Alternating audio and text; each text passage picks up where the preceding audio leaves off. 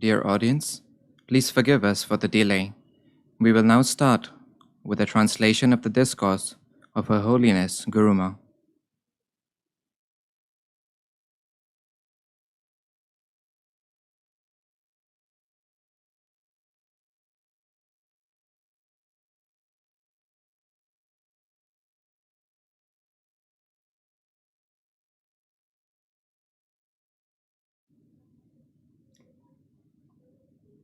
So, whatever you have read, there is nothing wrong in any of it.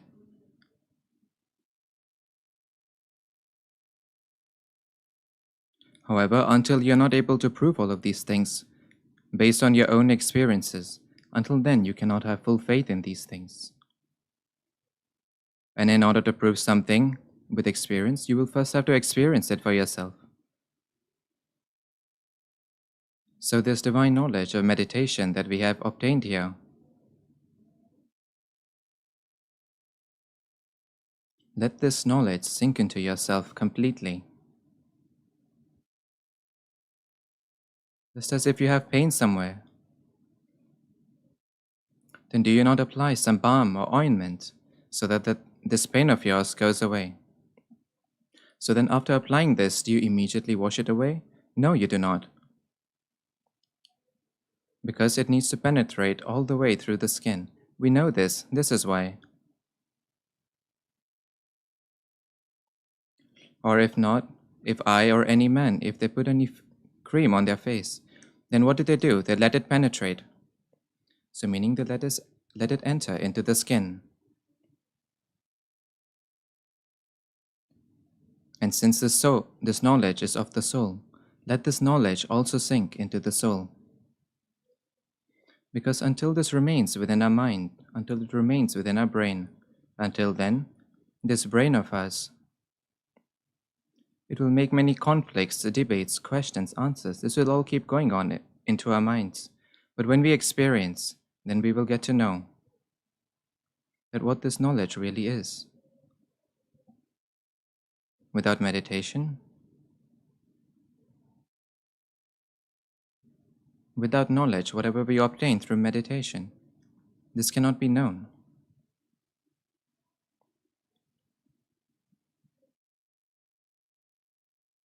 If we want that we should meditate and that we should feel good from inside, then for this it is extremely important to meditate regularly. Swamiji had anyways said that the way in which we eat food or we drink water, when we feel thirsty, then this is the thirst of the soul.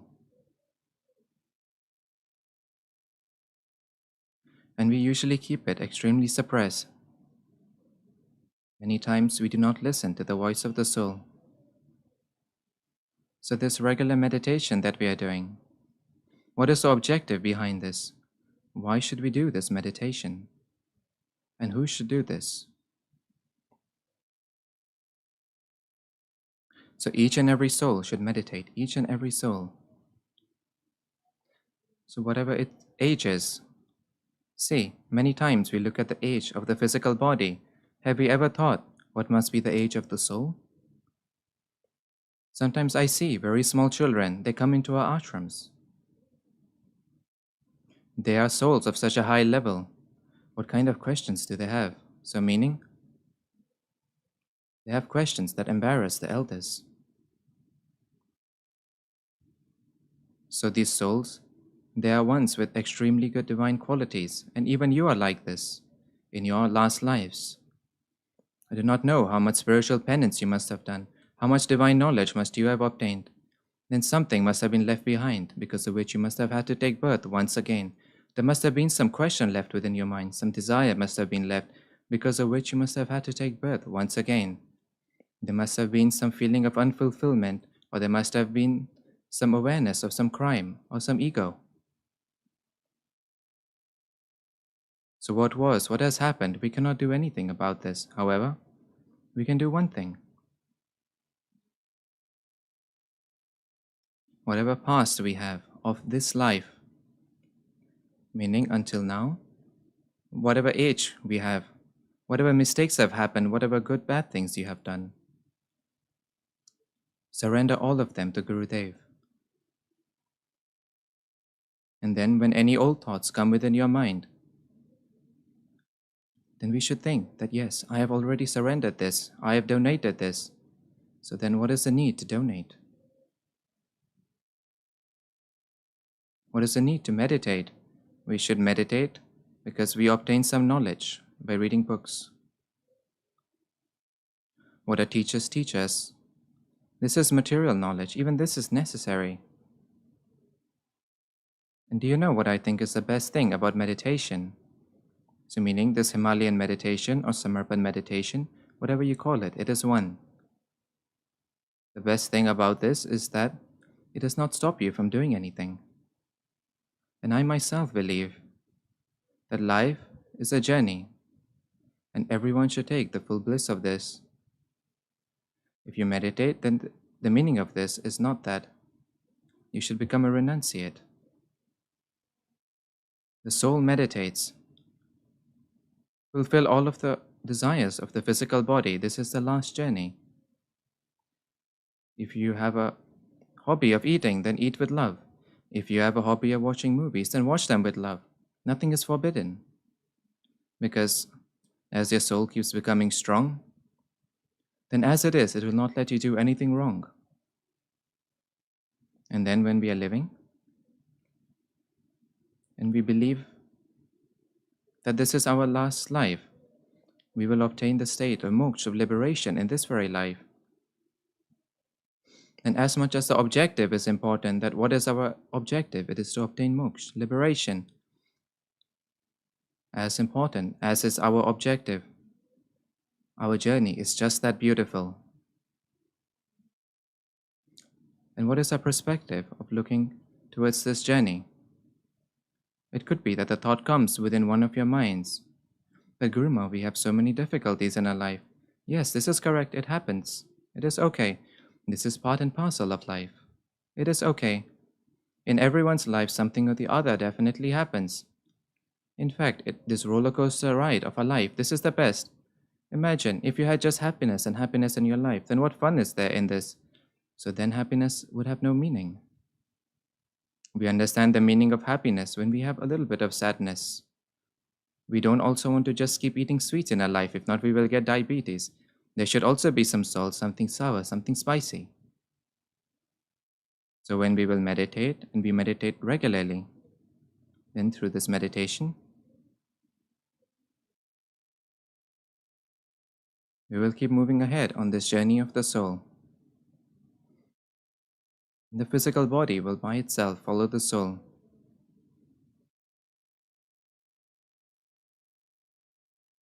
The children, the youths, they need to meditate the most.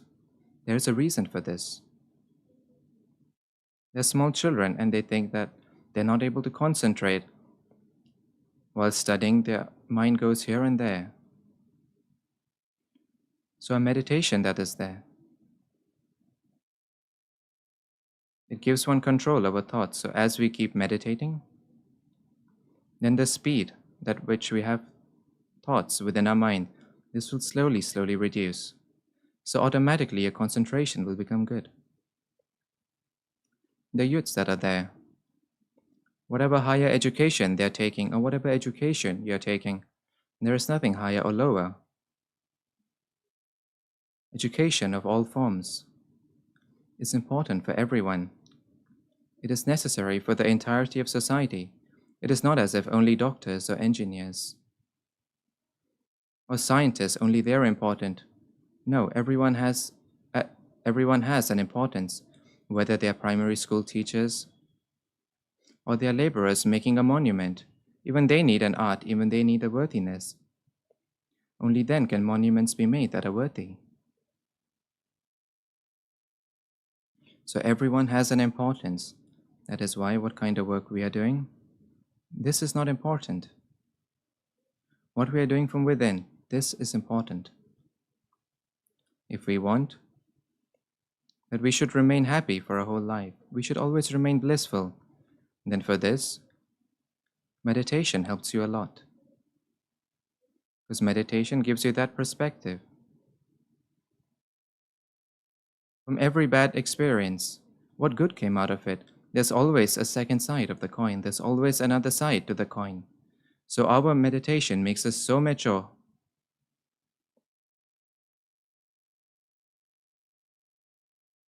that we are able to see the other side of the coin. We're able to see the other facet, that this loss has happened. But this is the other side of it. We also receive this benefit. So everything has some loss and some gain somewhere. So do not fall into this loss and gain. If you meditate, then this capability within you to accept will increase. And it is not as if you meditate, then your studies will be left behind. It will not be left behind at all. In fact, quite the opposite. You can study even better.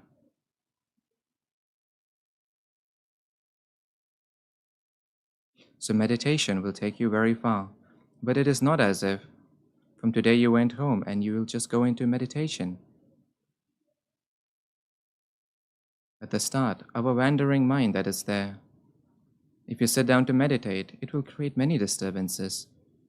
So at the start, you will have to discipline yourself a little bit. And if you will make yourself disciplined and you will meditate regularly, try to do it for 45 days, that Gurudev says.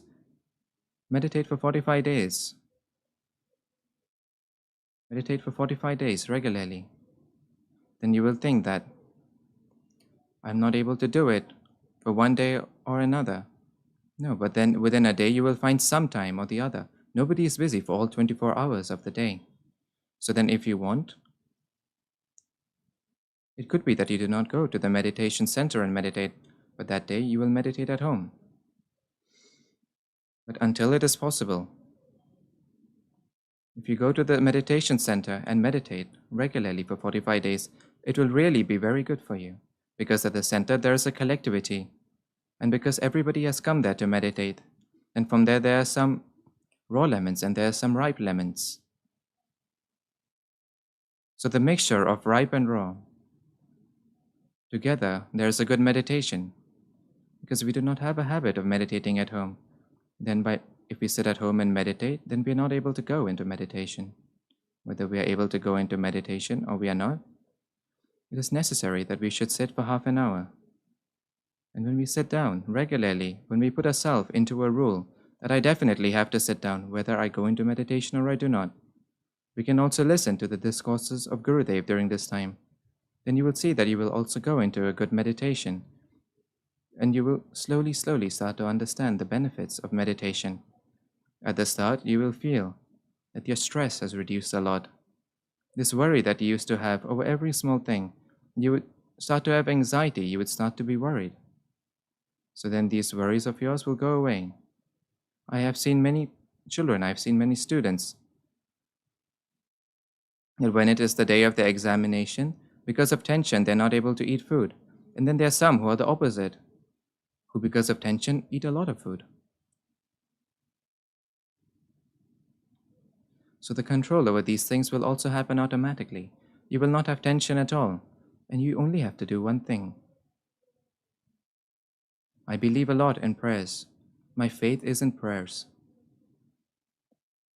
And the manner in which our culture also, we believe that Paramatma is there in each and every particle means God is there in each and every place. The Guru energies are there in each and every location. They're there at every place, no matter where you go. So like this, believe. Imagine that something happened suddenly. You fell down from somewhere. Or you were riding a motorcycle, and then a truck came from right in front of you. And you felt as if, I'm gone. Then what do? You immediately remember God, do you not? That God, you only saved me. At that time, your mother and father, no one will come to save you. So who do you remember? You remember God or you remember your Guru. So let me tell you a little bit of a tale that I am now remembering when I spoke about recalling one's Guru. I have a bit of a hobby to write some songs. And when I wrote some songs, there was a recording of this.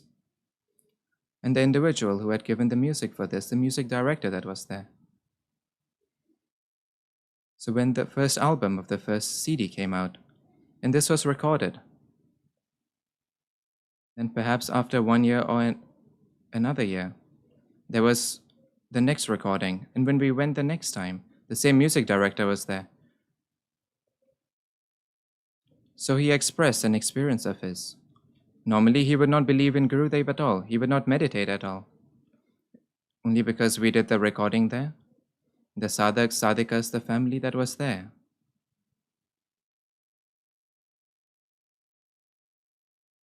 They kept Gurudev's photo there. They put a ghee lamp there. And then they started the recording. So then we spoke a little bit. They spoke a little bit about Swamiji. So he had a little bit of information. So once he was going somewhere, and it is something. About Mumbai, there was a very narrow bridge. And he was traveling on a motorcycle along this bridge. And he was a person, he was prone to thinking about music. So he was riding the motorcycle. And then perhaps a musical tune must be going on in his mind that this tune is good. I could make a song based on this. So something like this was going on. So he was in his own tune. And he had climbed on to this narrow bridge. And then he saw that right in front of him, a truck was coming at great speed. And it was a very narrow bridge. He could not pass by at the side of the truck. And he thought that as soon as his attention went that this truck is coming to me at such speed, nor could he turn back and go, nor could he do anything. He thought that now I'm going to die. So immediately he shouted very loudly, Swamiji, save me. And then suddenly he did not know what happened. But then in front, perhaps some rock came, a stone came. So his motorcycle immediately got a push and he was thrown. Where he was thrown and where he fell, there. The vegetable sellers, it was a time of the early morning. So they had kept their goods there, at the side of the bridge. So he went and fell on those vegetables, so meaning he did not get a single scratch. And his motorcycle came under the truck, and it was reduced to bits and pieces. It was completely broken. And then the crowd was catching the truck holder and hitting him. So everybody also went there. He went there to pick up his motorcycle, and when he went there, everybody was beating the truck driver. So then he saw that everyone is looking for something downstairs. So he asked them, what are you searching for? And then they said, we're searching for the person who was on the motorcycle. And then he said, no, that is me. So meaning he was saved. So he expressed a spiritual experience of his, that at that time, I did not think about anything. I just remembered Swamiji. And then immediately I shouted, Swamiji, save me. And just like this, I was saved. So I will not say as if Swamiji saved him. What happens here is that you see, whichever form, whosever name you take, it is a Shakti, a power of Parmeshwar. It is a power of God. It is the Guru energies. They are present everywhere. Where and how much you are surrendered to them, and then you make a prayer to them. As much trouble as you have, they will reduce it as much as they can. It is all dependent on your feeling of surrender. That is why whenever you have a difficulty or anything happens, it is not as if no difficulty comes within a life. I told you, life is a roller coaster life, and I enjoyed it. And I am enjoying it.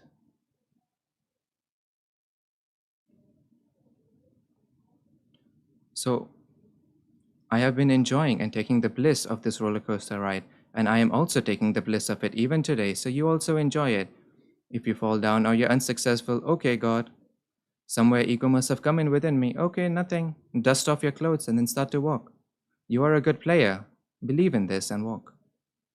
If there is some athlete and he slips and falls, have you ever seen that he is crying? A good athlete is the one who, even if he falls down, he just dusts off his clothes and he starts to run again. And then he wins his race and then he shows everyone, this is a good athlete. And I have full faith that all of you are good athletes, that you will move ahead very well in your life. But this is not of the body, it is of the soul.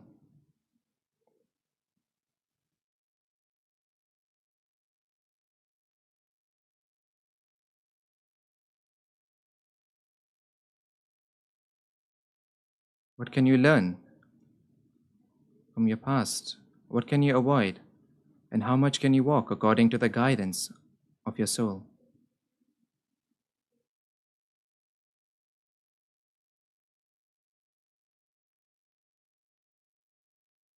That you yourself are the soul, then your physical body. So your physical body is a vehicle. It should be in your control. Certainly, your physical body is a vehicle. So if you do not have control over this, then how can it run? So first of all, you will have to make your soul strong. And in order to make it strong, this is what meditation is there for. And I have full faith that whether it is the smallest of the smallest child, or the biggest human, or whatever age you are of, you can meditate at any age. You can learn meditation at any age. And accept that we do not know how long a life is or how short it is. Accept that even if you do not get moksha in this lifetime, even then we have started walking on a good path. If we have walked on a good path, we have climbed up 2 or 4 steps, then in the next life, we will be free to climb the higher steps. The soul in one way will be seasoned for meditation, so it will go ahead very well. The matter here is only of your samarpan, your surrender. Your age could be 80 or it could be 90. If even now you become fully surrendered, then without worries, in this very lifetime, you can obtain the state of moksha. And the youth that is there, the children that are there, for them, a very important thing. This is for everyone, but I'm saying this for the youth and the children, because you are the future of our country. At this time, we are the present, so you are the future of the country. If you will become good, then my country will become good. If my country becomes good, then this world will also become good. And I want that each and every citizen of our country should be a citizen of the world. He should not just be a citizen of India. There should be an inner feeling within him that the full humanity that is there, or that the full world that is there,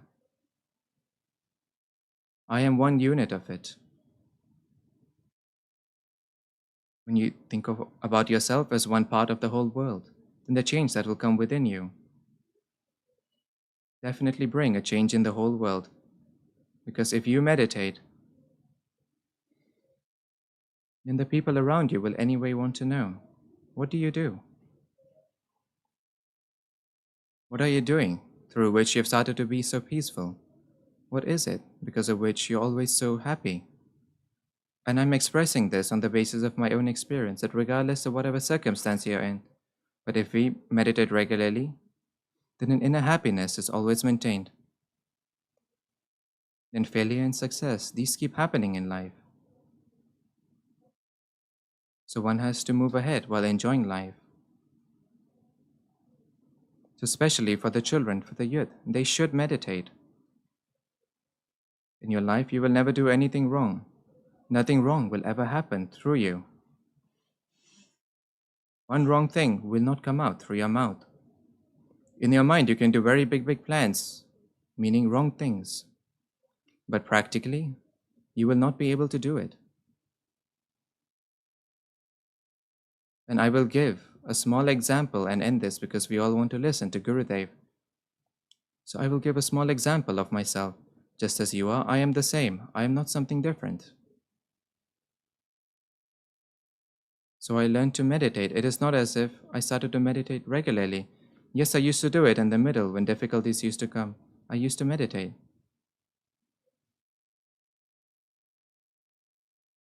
And then when it got okay, then I would not meditate. I used to rest. And while doing this, slowly, I used to feel that when I meditate, difficulties do not come into my life, or when they come, I am able to handle them easily.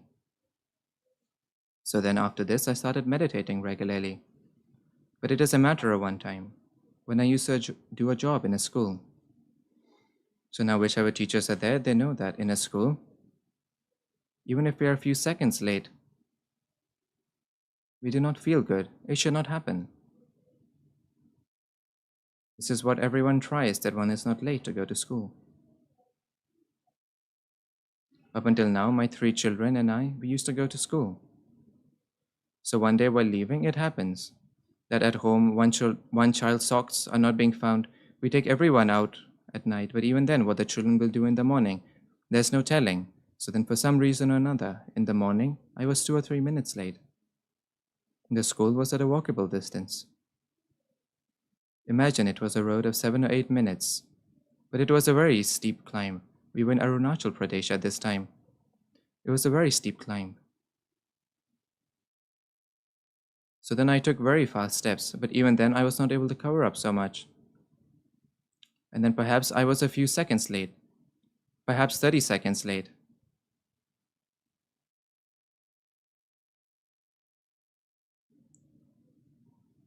When I was up on the staircase, then the ringing of the bells came to an end. So I thought, oh, now it is over. I should have already signed off. So then now I thought, the principal say something? No, he will just look at his clock. And then he will look towards me. So meaning you understand that you have come late. So then I thought within my mind, so what excuse should I give to him? What should I say to him? One does not like to listen to anyone. Why have they come late? So then while coming down, I thought, I will say this to sir, that sir, I was coming, but somebody asked me for the way, and then I started to show him the way a little bit. This is why I'm a little bit late. And this is an extremely practical thing. There's a full possibility this could happen. Somebody could ask for the way, and when we show him the way, go like this, go like this. As much time as is spent in telling him about this, I was late for this much time. So I went by thinking like this within my mind, and as soon as I went there to offer my signature, the principal sir was standing there, and I was not able to say it. I was not able to lie. I said, sorry sir, today I have become late. It will not happen like this in the future. He said, no problem, madam. So I signed, and then I left. So meaning the mind had done the full planning to speak a lie. And my reason was also reasonable, but I was not able to say it. Did anything wrong happen to me because of it? No, it did not. So your soul controls you so much that you will not be able to do anything wrong. And when you will not do anything wrong, nor will you have any repentance, nor anything, because in life, happiness comes from within you. It does not come from material comforts. You're sitting on very soft beds. There is a good air conditioning. There's a very big bungalow. But it is not necessary that on those soft beds, in those air-conditioned rooms, in this very big bungalow, that you're able to sleep in this. You can take a happy sleep when you're happy from within, when you're satisfied from within. So in order to stay satisfied from within,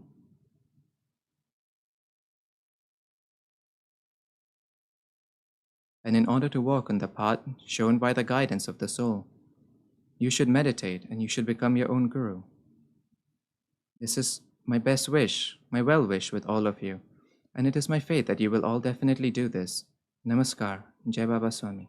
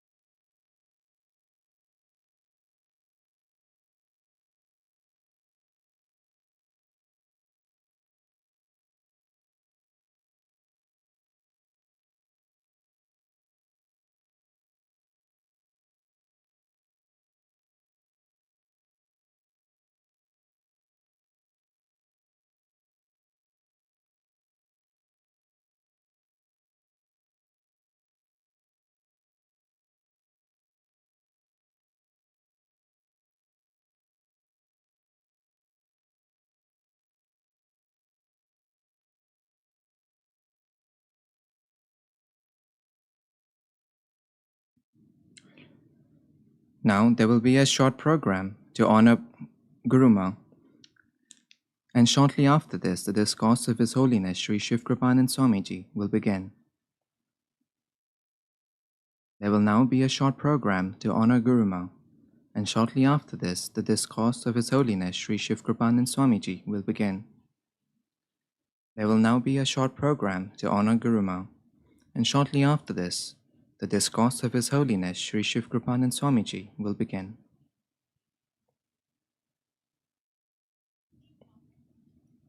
Please stay tuned to the broadcast for the English translation of the discourse of His Holiness Shree Shivkrupanand Swami.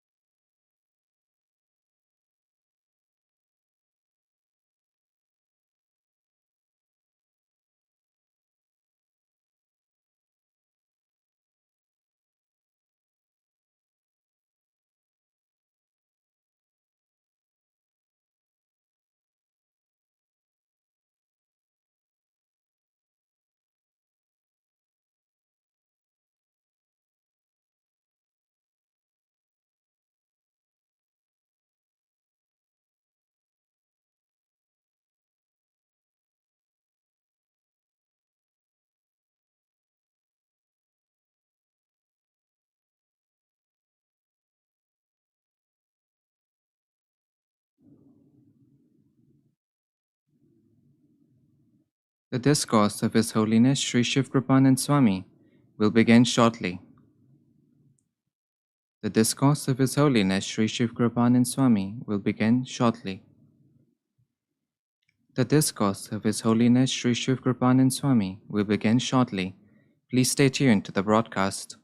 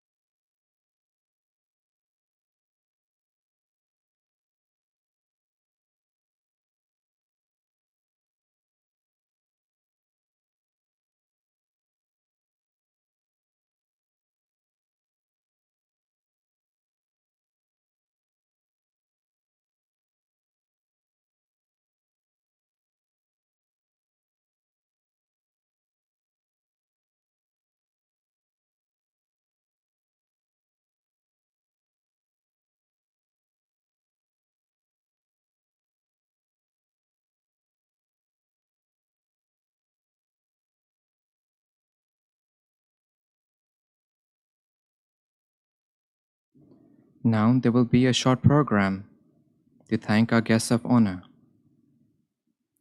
The discourse of His Holiness Shree Shivkrupanand Swami will begin shortly after this.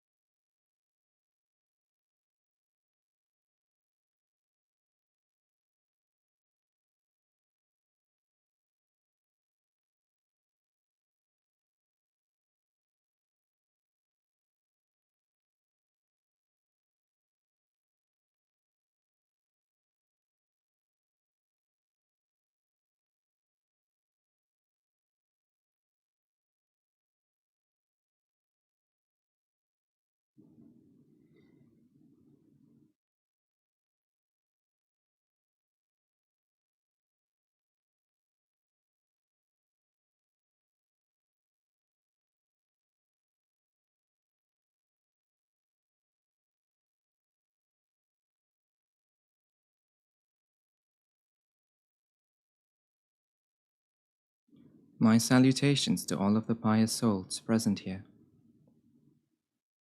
On the day of the Jayanti of Lord Dattatreya,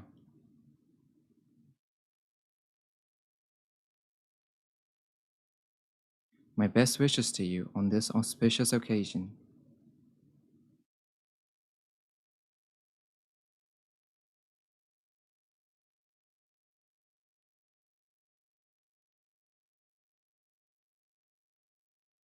Today we will start this program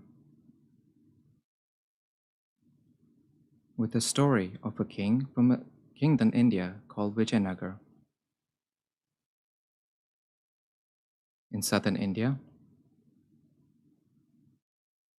there was once a kingdom called Vijayanagar. It was a very vast state. It was a very big state. It was a very prosperous state.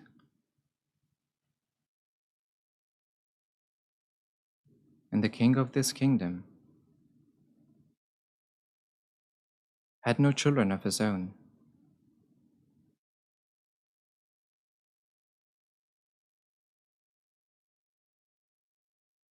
And then one day, this king died. And after he died,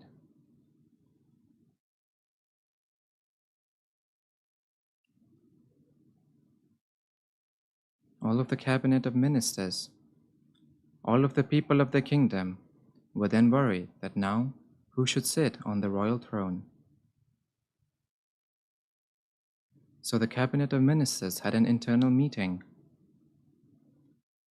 and no conclusion could be reached even in this internal meeting of theirs, that now who should sit on the royal throne. Then suddenly they remembered that whenever the kingdom would face a difficulty,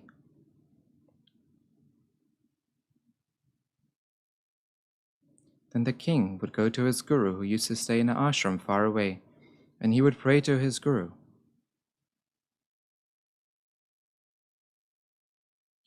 And then he would work according to the advice he received. So why should we also not go to him by thinking like this?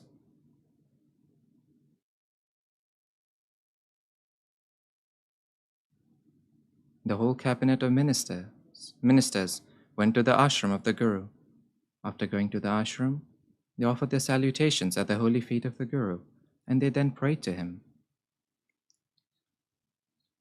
that a very big problem is now facing us. The king of our kingdom has now passed away. And after his death, now the question is, who should ascend to the royal throne?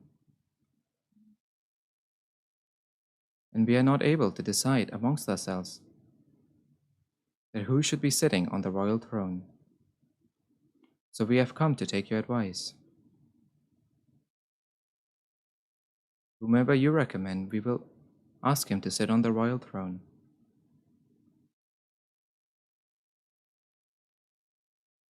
The guru that was there, he too was someone who was on the path of spiritual penance. So he sat peacefully for some time, and after 10 minutes, he said, "Tomorrow morning, the king is going to enter the boundaries of your country. That is why keep this in mind. Tomorrow morning, go and stand at the boundary of your kingdom. And whoever comes through the entry gate of your kingdom, make him the king." All of the people worshipped the holy feet of the guru, and they were then happy that they had found a solution to the problem. Next day at 4 a.m. in the morning, by taking garlands, by taking flowers, dancers, by taking everyone, they were all standing at the boundary of the kingdom, and they started to wait. Who is the new king of our country? How will he be? How would he look? They started waiting like this. They started waiting from 4 a.m. in the morning. And in the whole city, there were decorations made on the road. There were traditional decorations made. Everywhere there were full preparations for the welcome of the king. And from 4 a.m., everyone was waiting. It was 4 a.m., it was 4:30, it was 5 a.m., it was 5:30. The wait was not getting over. And nobody entered through the gates. So they were disappointed that, oh, the Guru said he will come in the morning. And then after he comes, then we have to make him the king, but nobody has come. And it was 5:45. Maybe it was 5 minutes ahead or behind. And then at that time, a beggar from the neighboring kingdom, Ramu, entered through that gate while begging. He thought that let us come to this kingdom and beg. As soon as he entered, all of the musicians started to play, and 2 soldiers went running, "Hail to the king, hail to the king, hail to the king." And after this, 1 soldier went and put a garland around his neck. "King, king, king." So he was first shocked. First he was scared. He thought that perhaps in this kingdom, it is forbidden to beg. They're catching me. They're arresting me. And then a little bit later, he understood. They're not catching me. They're calling me the king. They're calling me the king. Then he tried to explain to them, I am not a king. I am a beggar from the neighboring kingdom, Ramu. And nobody was ready to listen. They started playing all of the bands very loudly. Nobody was listening to what he was saying. He was saying again and again, I'm not the king. I'm not the king. I'm a beggar from the neighboring kingdom, Ramu, Ramu. And nobody was listening. So then they got hold of him and put him into the royal palanquin. As soon as they put him onto the royal palanquin, the dancers started dancing. The musicians started playing, and the chariot started proceeding. And he was tired of saying, I'm not the king, I'm not the king, I'm Ramu the beggar, I'm Ramu the beggar. Nobody was ready to listen. And then they took Ramu the beggar to the royal court. They took him to the bathing house and they made him take bath properly. He had not taken bath for many days. He was very dirty. He took bath well. Good fragrance was applied to him. Very good clothes were adorned on him. But he kept saying, I'm not the king, I'm not the king. And nobody was listening. And they said, who you were before, we have nothing to do with this. We only know this much, that our Guru has said that the one who enters through the door, make him the king. Now you are our king. Who you were yesterday, we have nothing to do with this. Whether you were a beggar, we have nothing to do with this. For us, you are the king. Like this, they had adorned him and they took him onto the royal throne. After seating him onto the royal throne, then there was a court assembly. Whenever any new king sits on the royal throne, then after this, the ambassadors from the nearby countries arrive and they present their offerings, their gifts. So as soon as some ambassador used to come close to offer their gifts, their offerings, he used to stand onto the royal throne and start asking and start begging, give me, give me, give me. Why? Because this was his habit for years on end, to beg. As soon as he saw some wealthy person, he was used to opening his hands up and begging. So he started opening his hands up there also, give me, give me, give me. All of the ambassadors thought this is strange. Why is the king begging like this? Give me, give me. Then he would sit down again for some time.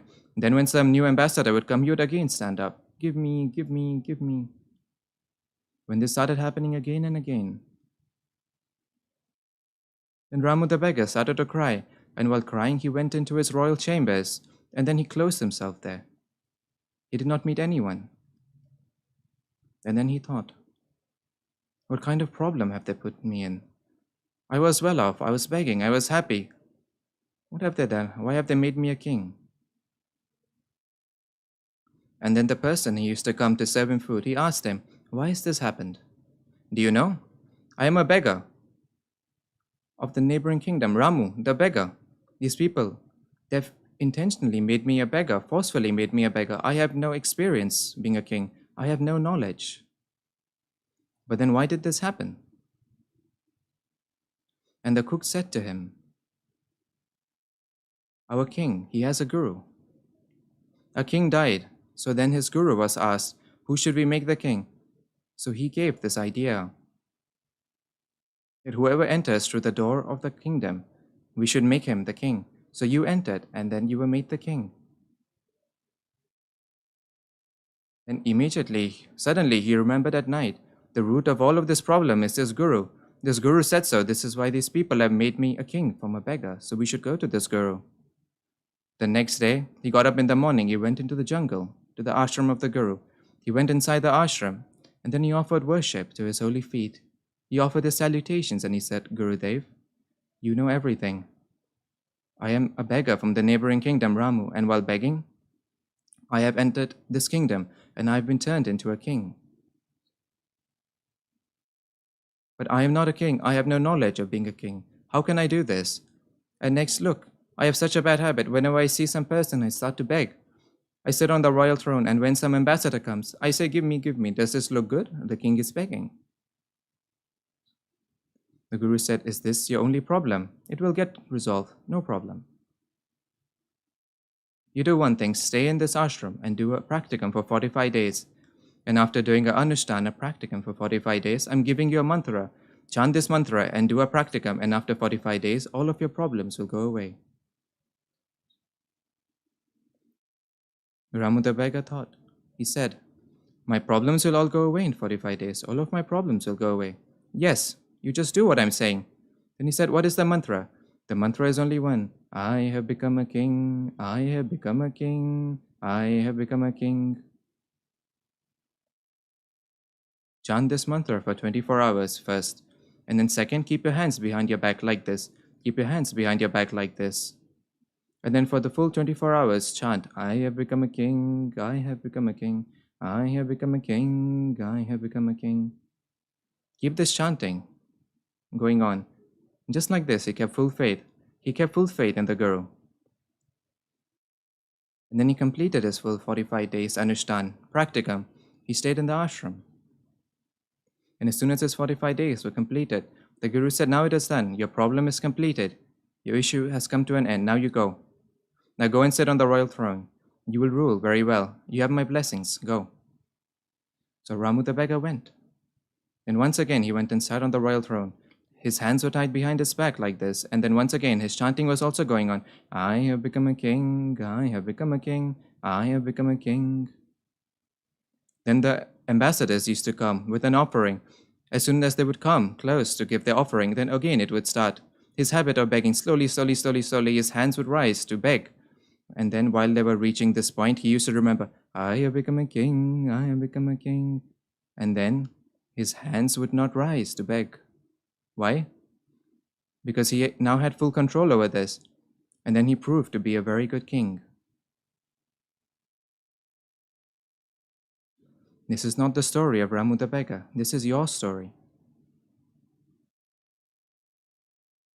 You have become a king. You have become self-realized. Have this awareness. From tomorrow, stop begging.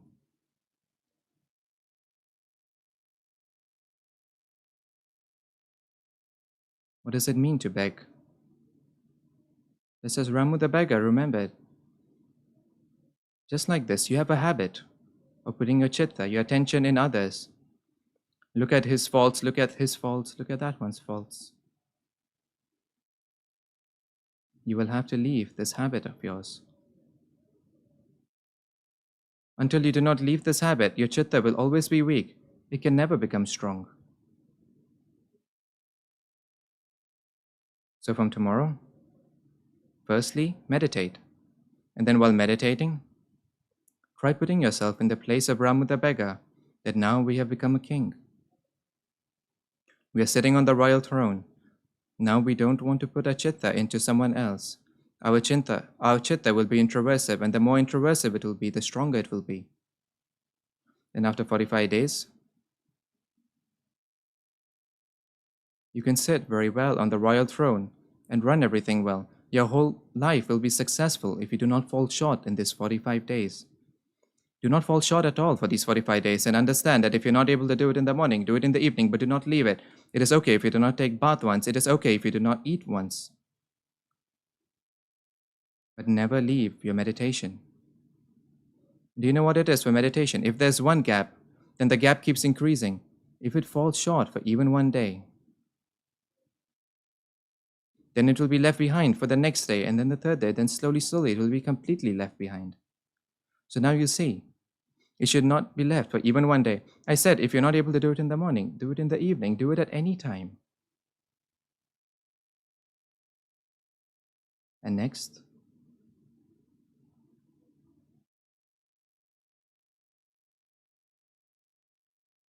many people, their questions have come on the counter. It's not possible to give everyone an answer, but even then, I'm giving.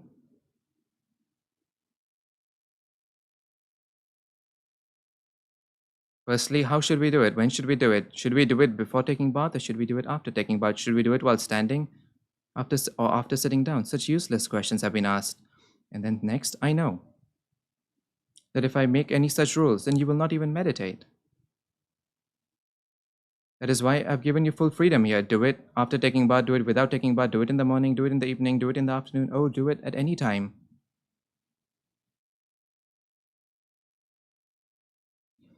Whatever time I give you, then this time does not suit you, then you will not do it. It is not like that here. You have full freedom. Do it any time, but do it for 30 minutes.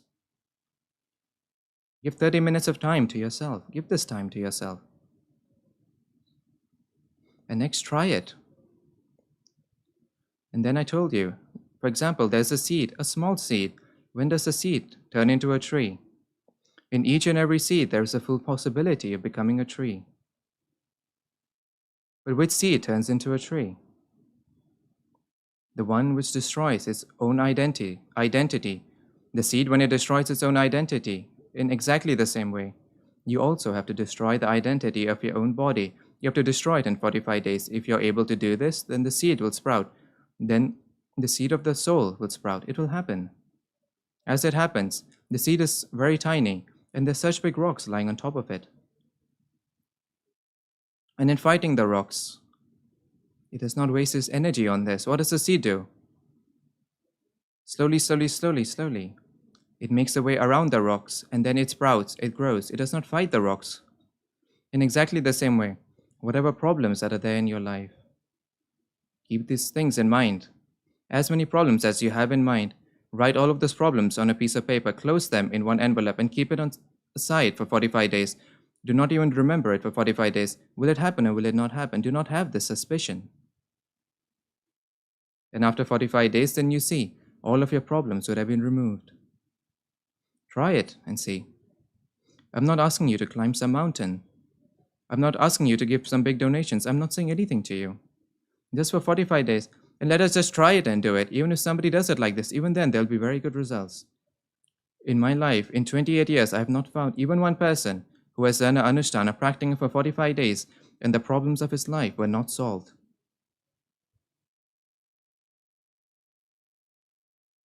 It is not like this.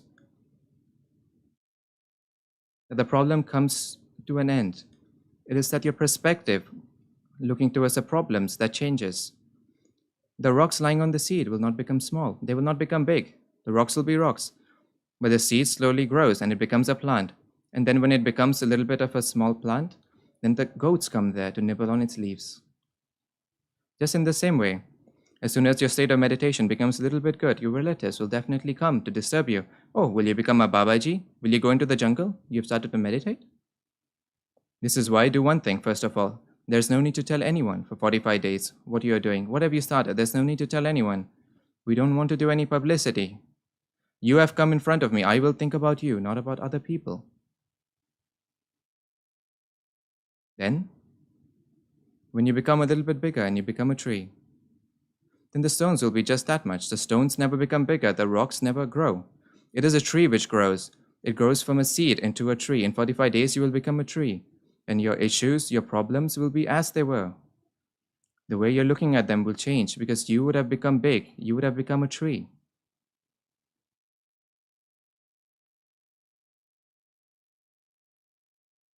But the need is that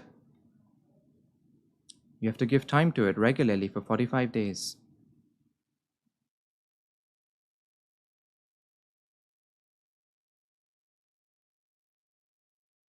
There are two specialities of India. Because of which spiritual progress is happening here. It's not just you, I'm telling this to the foreigners also. And I go to the overseas countries and speak about this also. And all of those people who are listening from so many countries, they should also listen to this. The ancestors there had the dream of Vasudev Kutumbakam, meaning that the whole world is one family. It was such a lofty perspective. No country has this. In the world, no other country has this. And the bigger your thinking is, that much more the perspective, the scope of your chitta will keep increasing. What a big thought this is, that the whole world is one family. This thought is not there in any country, it is not there at any place. And because of this thinking, a spiritual progress is happening in India. Next, Guru is the supreme reality. This is only there in India. It is not there anywhere in the world. Meaning, if there's a concept of a living Paramatma, it is only there in India. In any other culture, Paramatma means the one who has come and gone 500 years ago, 1000 years ago. That is God. So the concept of Paramatma in the present times is only there in India. Guru is the supreme reality. Guru Sakshat Parabrahma. Meaning, if there is Paramatma, he is in the form of the Guru. And why do we say Guru is the supreme reality? Guru is Brahma, the Lord of creation. He gives birth to your soul. In one way, he is the mother who gives birth to your soul, the Guru. So he works as Brahma, the Lord of creation. And then next, he works as Vishnu, the Lord of preservation. He nurtures you.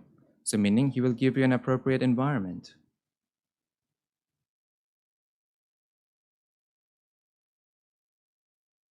You just meditate regularly. You just have the resolution, the sankalp, that for 45 days I have to meditate regularly. This is all. And along with the resolution, allow your inner feelings to come out, and such circumstances will be created around you, such a state will be created around you, that no obstacle will come in your meditation, but you have this resolution, this sankalp. So in the form of Vishnu, the Lord of preservation, he gives you protection, he gives you the appropriate environment. And Mahesh, the Lord of destruction, meaning all of the negative energies that are there within you. All of the negative energies that are there within you, all the negative thoughts that are there within you, he removes all of them. On one hand, he removes them. And then on the other hand, he does not let negative energies come anywhere near you. He does not let negative people come. Your circle will change in 45 days. Negative people will not even come near you. So he does the work of Brahma, he does the work of Vishnu, he does the work of Mahesh. All three of these tasks are performed. This is why Guru is the supreme reality, Guru Sakshat Parabrahma. This is said. And let us just try it and do it. Even if you think like this and do it, even then you will get the results.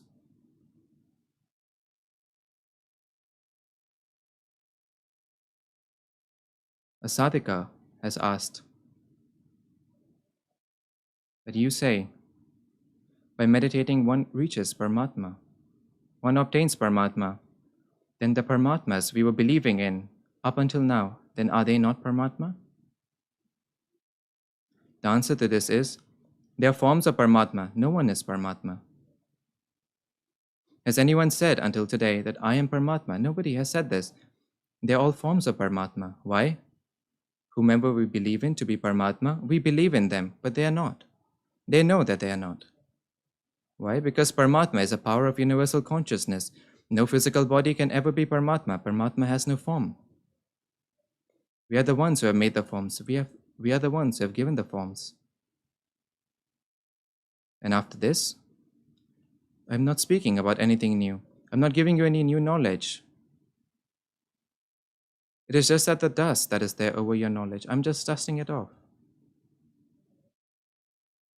Oh dear, Saint Kabir has said, "Where are you searching for me, my child? I am close to you."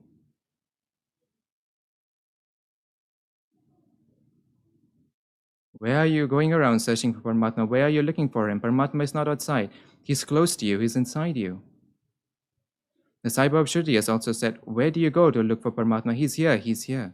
He's inside you.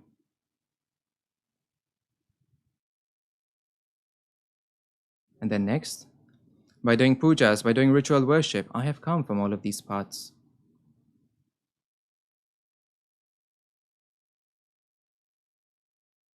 I have done all of this and then come here. This is why I can say with full faith that obtaining Paramatma with the efforts of the physical body is impossible. It can never happen. You have the knowledge that a tree cannot grow without a seed. Then do you not have this knowledge that if you don't have the seed of spirituality, how can the tree of spirituality grow? How is spiritual progress possible?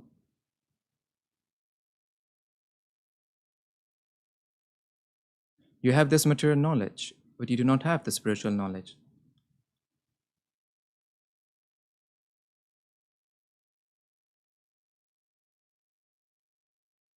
Until we do not receive the seed of spirituality, until then the tree of spirituality cannot be created.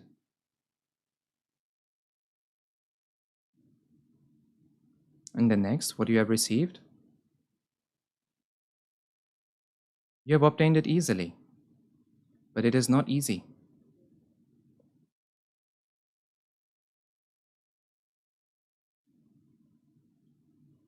With a lot of efforts, with a lot of attempts, with a lot of hard work, with a lot of difficulty, then this has been obtained.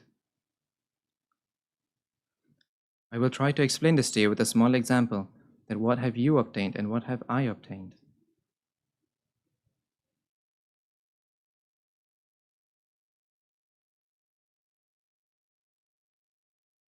I used to go around in the jungles searching for good fruits.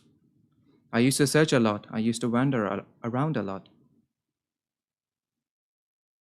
After searching a lot, then perhaps I would find those fruits near some tree.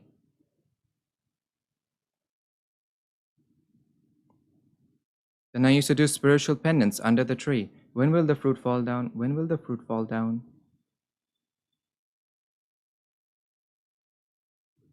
Then maybe some fruit would fall down.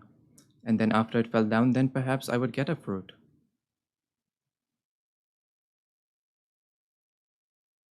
And think of the trees as the guru and think of the fruits as divine knowledge.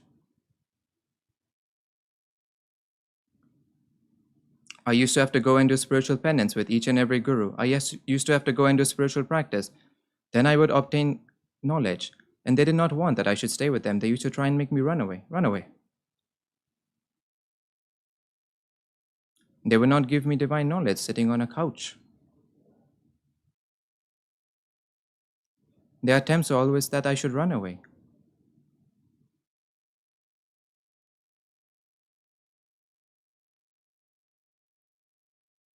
This is how I have obtained a fruit.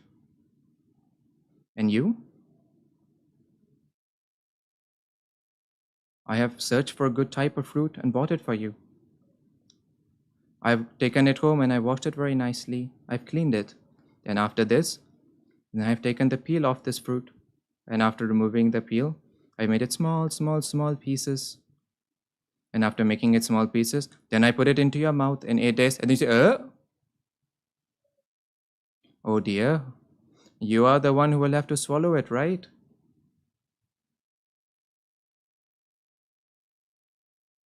Now, should I also do the work of swallowing it? In 8 days, you've obtained a spiritual experience. Develop it, increase it. Swallow it. And in order to swallow it, it will take you 45 days. In order to swallow inner knowledge, in a spiritual experience, it is not so easy. It will be swallowed in 45 days. And once it is swallowed, this is all. This is the work that you have to do. What do you have to do? You just have to swallow it. You have obtained it completely ready. A piece has nicely been put in your mouth in 8 days. A sister has asked, have I received self-realization or not? Doubt. Or if you're having doubt in the proximity of a guru, then where will you go to have your doubts resolved?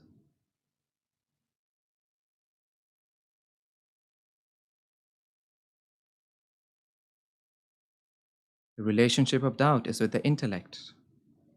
The intellect that is there. Curiosity, doubt, it creates all of this.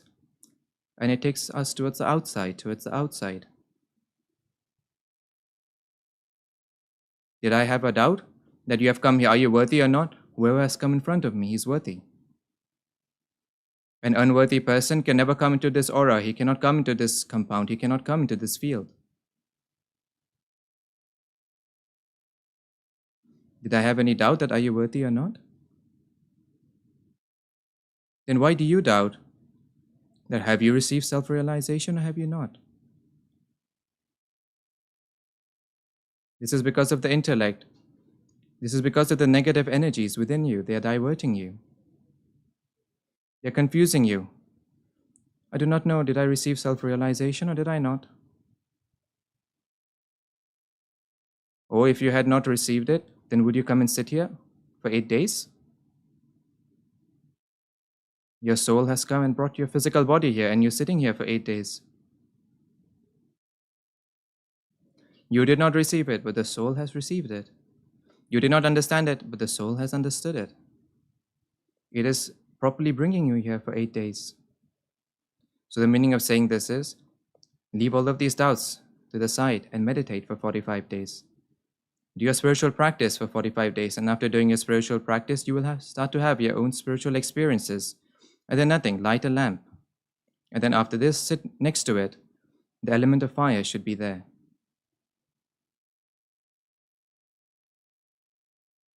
The element of fire destroys our thoughts. This is why I also tell children that if you're not able to concentrate in your studies, if you're getting many thoughts while studying, light a diya, light a lamp there. Light a ghee lamp, light an oil lamp. If the element of fire is there, then automatically you will not get unnecessary thoughts. This is why you see that no worship in any religion happens without fire. Fire is always present in some form or another.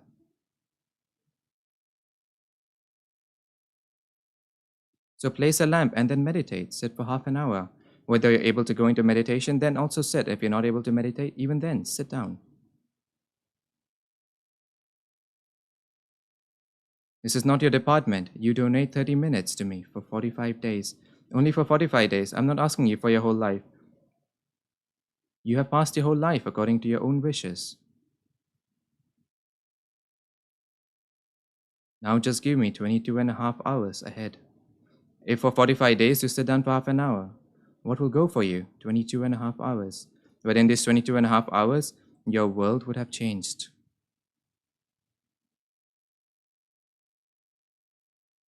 Oh dear, after planting a seed, it does not grow immediately.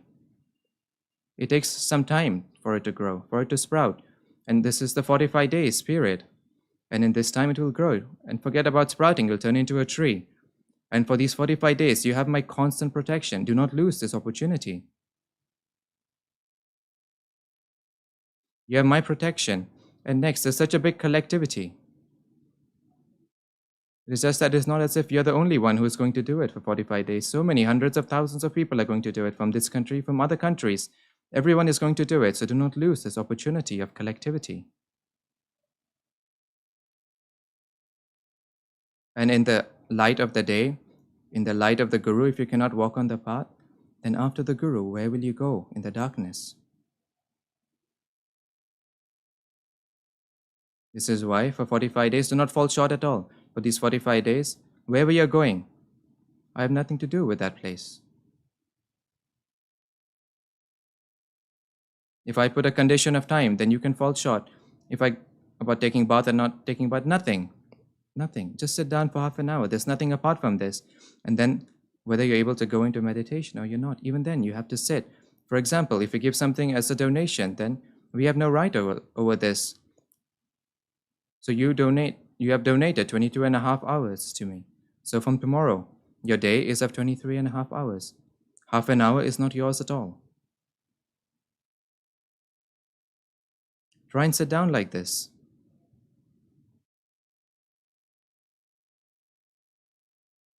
The connection between the soul and Paramatma will be established in your life when you get inner knowledge, then what is good and what is bad. This dharma will be awoken within you.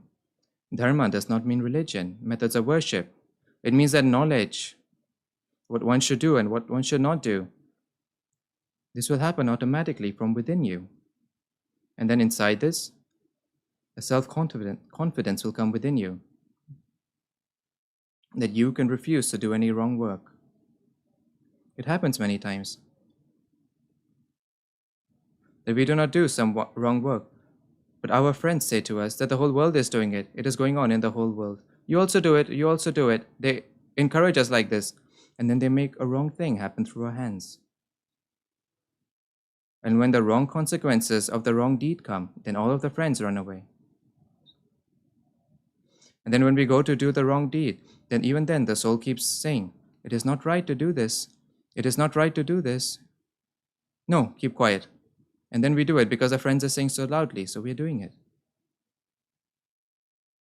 And when the wrong consequences of the wrong deed come, then all of our friends, all of our close ones, all of our relatives, they run away.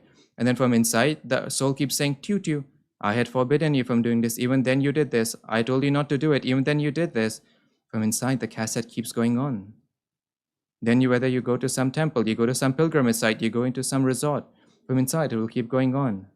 How will you save yourself from this? How will you stop this sound? The sound will keep going on. This is why always remember, do not be afraid of anyone in the world. Be afraid of your soul. Do not do any such work for which your soul opposes you. Tell people that my wish is not this. I will not do this work. But when will this happen? It will happen after a 45-day practicum. When will your soul receive strength? After this 45-day practicum. So after you do this 45-day practicum, then automatically your soul will have control over you. And even if you want to do something wrong, a wrong deed cannot happen. It just cannot happen.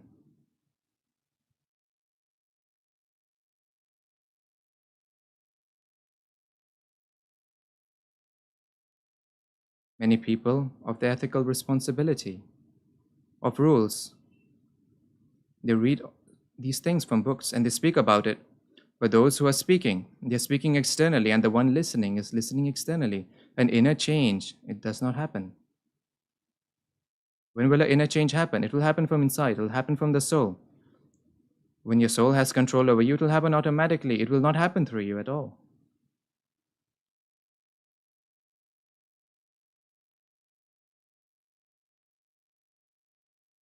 Today, parents have a great worry. How will the future of my child be? Will my child fall into bad company? Will he get spoiled? There's a great worry, there's a great tension. However, if the child meditates from his childhood, then what will happen? An aura will be established around him, an aura will be developed around him, and bad people will not even come near him.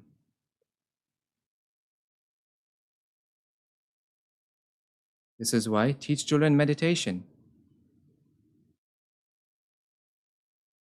And next, don't make your children an engineer, don't make them a doctor. Whatever they want to become, let them become. Just make him a yogi. Once he learns to do yoga, then after this, whatever he feels from within,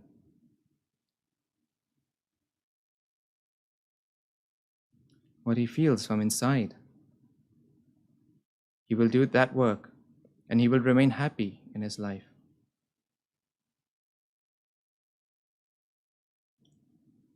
I see it. There are many doctors to whom their father said, become a doctor. Because his father was not able to become a doctor, so he forcefully made his son a doctor.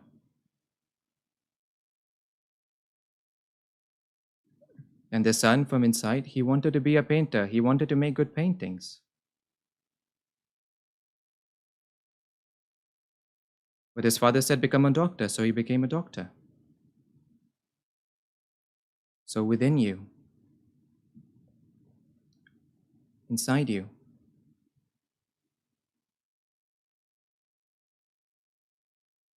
what has your soul thought and then taken birth? What has your soul thought and then taken on a physical body? What is the way for this?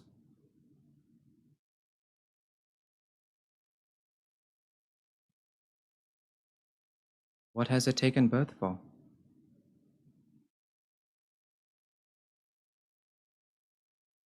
You will get to know this objective after 45 days.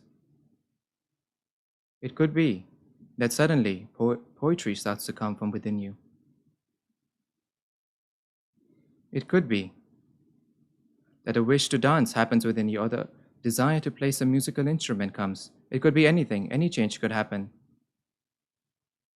Whatever is needed by the soul, whatever is the wish of the soul.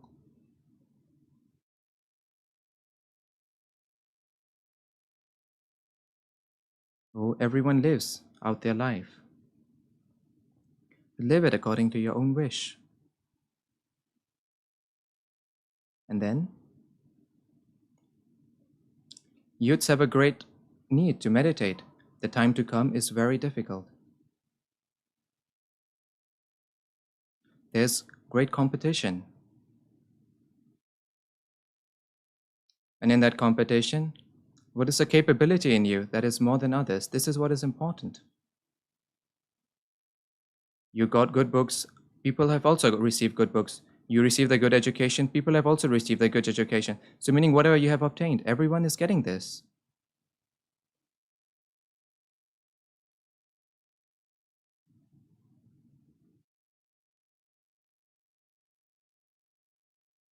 Today, because of governmental facilities,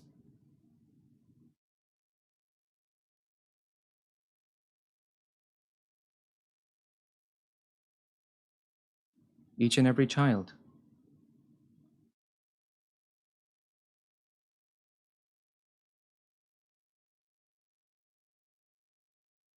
now has the chance to receive a good education.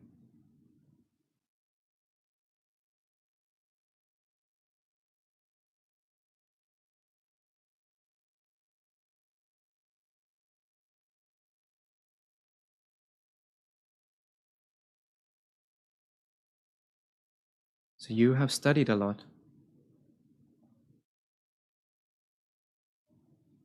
You have obtained higher education. So then in the future, you're going to find many people like yourself. So now you will have to compete with all of them. Meaning, the education obtained with the physical body, everybody will have this. So what is special in you? What is different in you? If you meditate, then your chitta will be introversive, and if it is introversive, it will remain pure, and if it is pure, it will remain strong, and if it is strong, your aura will remain strong. Even if you go in the middle of 1,000 people, you will appear to be different. Your aura will be different.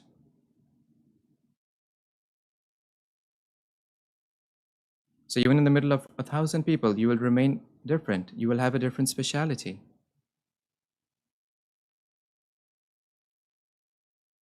In the overseas country, there's a great importance to aura. It does not happen so much here. For example, even if they sit down to conduct an interview there, the individual sees what kind of certifications does he have. Then another person sees how are his speaking habits. Then a third person sees how is his appearance. And then a fourth person does not look at anything. He remains silent and he keeps looking at the aura of the candidate in front. He keeps looking at his aura. That this person, he has good certificates. He has a good appearance. He has a good education. He has good knowledge. He speaks well. But at his core, how is this person? How is this person's aura?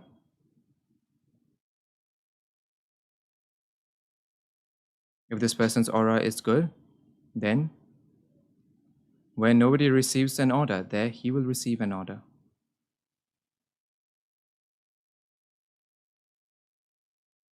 Because of his aura, he will be a successful person. He will be different than the world. So if in the future, in the competition that is going to come, if you want to face this, then you will have to create your own aura by meditating. You will have to make your own aura. And this aura is not gossip. Go and take it out in a machine. You will get to know what it is.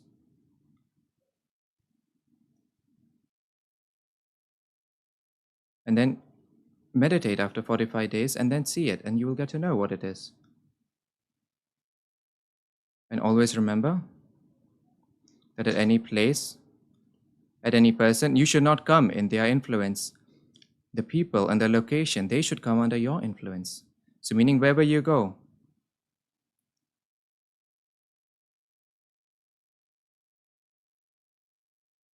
and this will not happen with the physical body. At the physical level, everyone will have the knowledge. This will happen at the soul level. What does the aura mean? It means a light of a powerful chitta.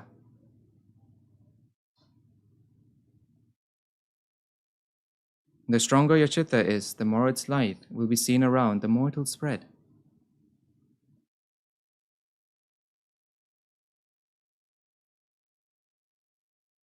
In our childhood, we used to listen to the story, did we not?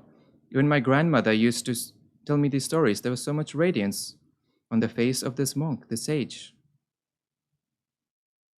In my childhood, I used to think that radiance means that when we take bath and come, that our cheeks glow a little bit. This means radiance. No.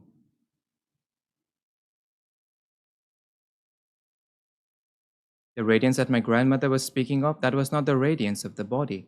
This was the radiance of the soul. The stronger one's soul is, that much more, its radiance, its attraction. Even if this person is not nice to look at, there will be an attraction. There will be an immense attraction. In his proximity, you will obtain a state of thoughtlessness. In his proximity, you will feel good. You will not even have the desire to get up from there.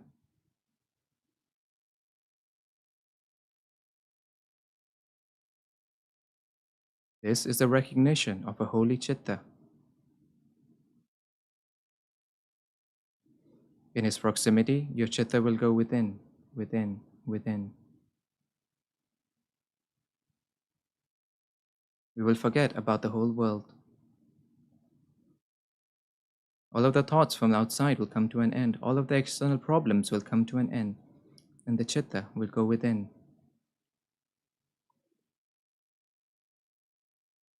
This should happen for each and every youth. And next, earlier there was an era with a person with big muscles, with big arms. You would be called powerful. What I'm going to say ahead, this is the future, not today. After 15, 20 years, you will also see this.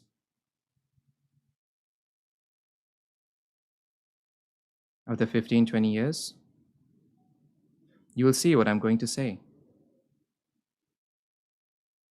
So earlier, the ones who used to have good muscles, he used to be called a powerful person, used to be known as a strong person. This era is gone.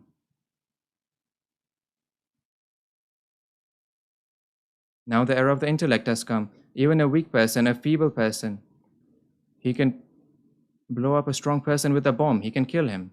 There is no need for strength anymore. This is the era of intellect. Even this era is going.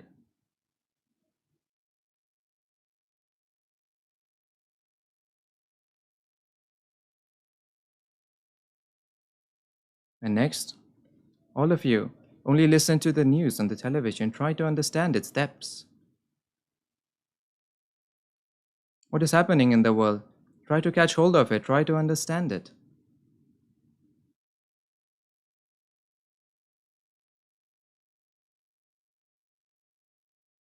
Now recently, the war of Israel is going on near the strip of Gaza.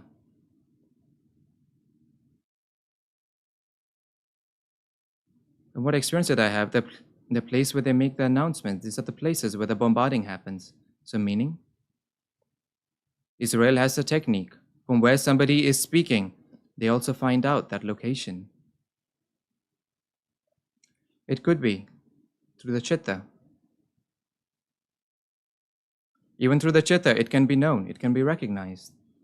So the era that is coming, it will be of the power of consciousness, chitta shakti. The era of the intellect is going, it will go. Now in 8-10 years, you will see it is all going. These weapons, these are not of any importance.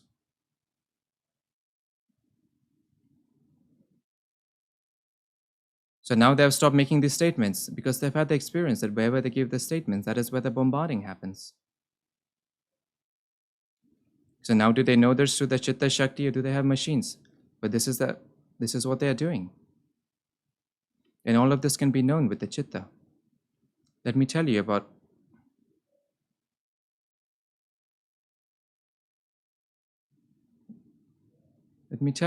one more thing. Once, a trade person in Calcutta, his young daughter was lost. And he was very troubled. He was in great difficulty. He used to cry a lot. If some such person comes, then first of all, we check whether this girl is alive or is she not. If she has died, then we tell him that it is okay, it will happen ahead. Meditate, try to search for her because we know that she will not come back. Try to forget her. But it was not like this. This girl was alive. First, we check with the vibrations. Was she alive or was she dead? She was alive. And we told him that she is not dead, she is alive.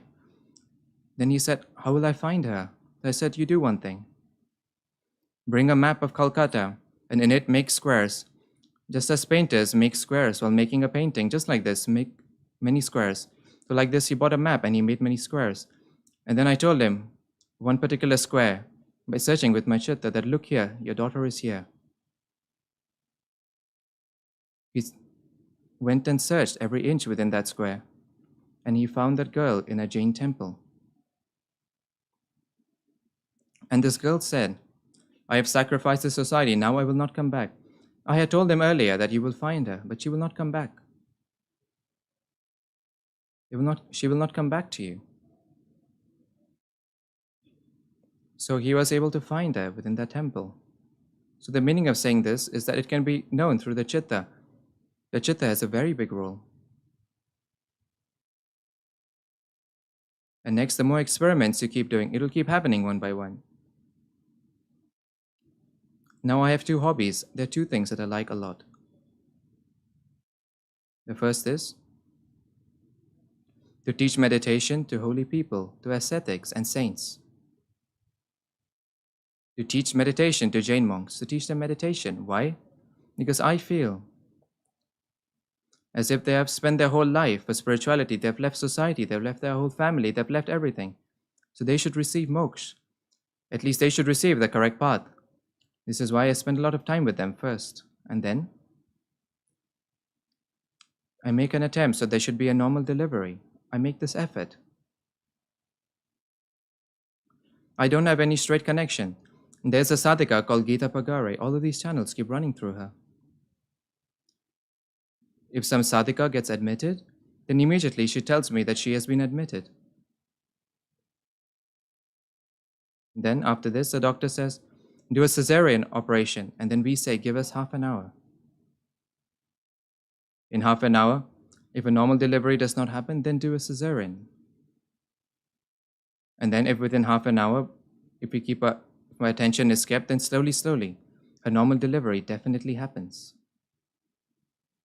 But even here, I'm telling you, it takes 2 hands to clap. This is this kind of a thing. I keep my chitta equally on all the sadhakas. I keep it equally. I cannot keep it less or more on anyone. The Guru is natural. He cannot do this at all.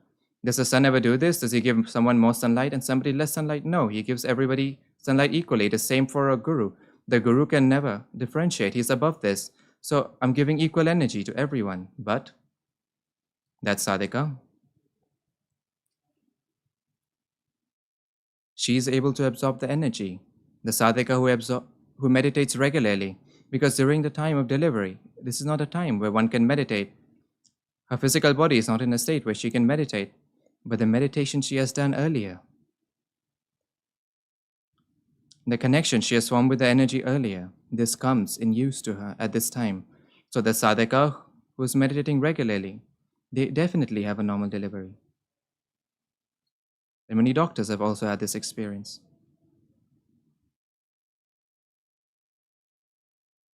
So the meaning of saying this is, the era of Chitta Shakti, the power of consciousness, is very big, and it is going to come, and you will see it. So that country will be powerful. That state will be powerful, where people with powerful chittas stay. And all of this is possible through yoga.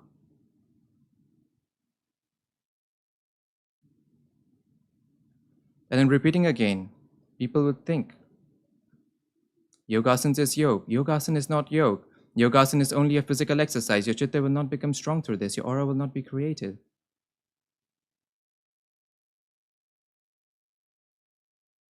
Yes, your physical body will become healthy.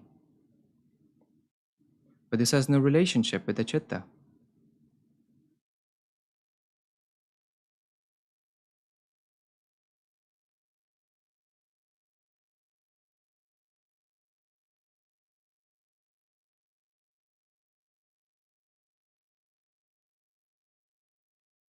There is an incident which I'm having a wish to repeat once again, because no matter how much I explain like this, you will not be able to understand the difference between yoga and yogasanas.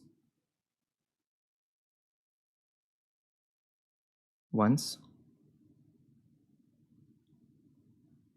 I had gone to Australia, and 5 yoga teachers of Australia had come to the Shibir, to the discourse. All 5 of these yoga teachers, they had a beautiful body. Just as they are dolls from some factory of the same size.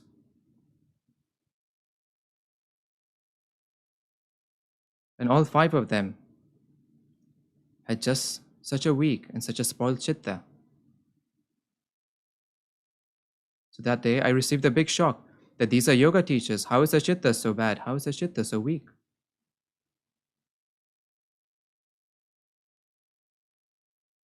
I went home, and then after going home, I remembered something of my grandmother. If any young girl would look at the mirror in front of my grandmother would scold her loudly, "Don't look at the mirror, don't look at the mirror."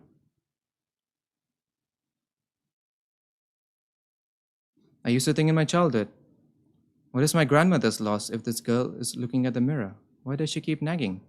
But that day in Australia, I understood the meaning behind what my grandmother was saying. What will the girl see in the mirror? She will see her body parts when in fact, the whole body is perishable.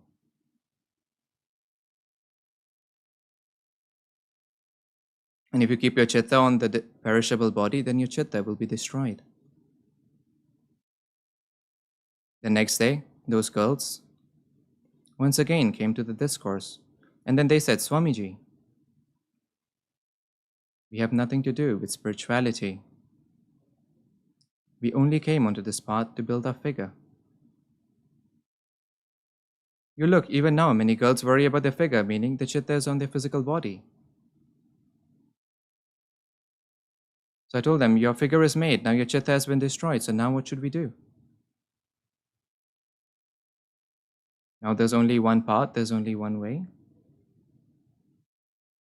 To make your chitta strong, look towards the sky every day for 1 hour. So meaning through yogasanas, your figure can be made, your body can become powerful, but your chitta cannot become powerful. Your aura cannot be created. Your spiritual progress cannot happen. Because this is a physical exercise. It is done to remain healthy. So today,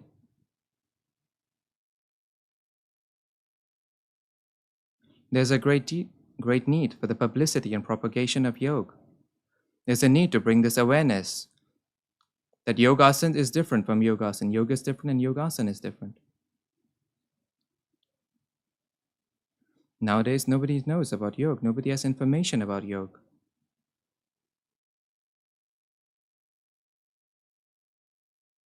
Yoga is not some physical process that can just be taught to somebody. It is a spiritual experience. It is a knowledge of the soul. And there's a reason for this, that those who obtained the state of yoga, they never came back into society. Once they went to the Himalayas, they went. They never came back. And now that they have not come back, then how will anyone get to know?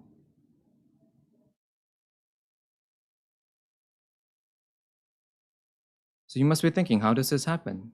So you also see, with great difficulty, with great trouble, with great hard work, if you reach the top of some mountain,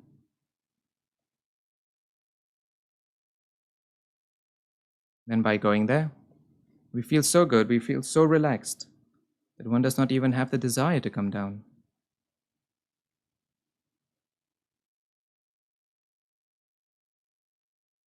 In exactly the same way in the Himalayas, this is what happens there. After reaching a certain height, one does not have a wish. Even the thought of society does not come, for the wish is a very far away thing. One does not even get a thought of this society. If one does not get a thought, then there's no question of coming back.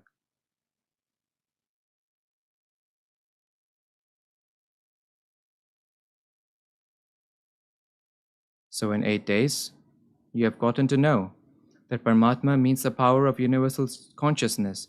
Paramatma is not some person. Paramatma has no body. Paramatma cannot have a body because a body is perishable. And Paramatma is imperishable. My grandmother used to say, Paramatma is imperishable. He was there yesterday, he is there today, and he will also be there tomorrow. So now tell me, which such body is there that was there yesterday, is also there today, and will also be there tomorrow? There is no such body. So then, no body can be Paramatma. Then why is it said Guru is the supreme reality? The Guru has a physical body, but he does not have physical consciousness. That is the difference in the body of the Guru. The Guru has a physical body, but he does not have physical consciousness. He does not have the awareness of the body. Why? Because he is completely empty. He is completely empty. From one pipe,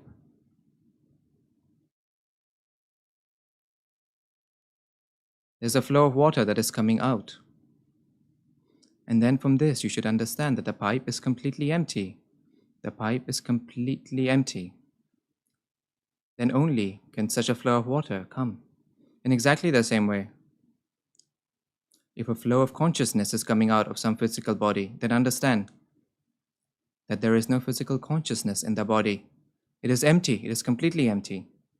This is why Chaitanya, consciousness, is erupting from it. So this consciousness is Paramatma. The body is not Paramatma.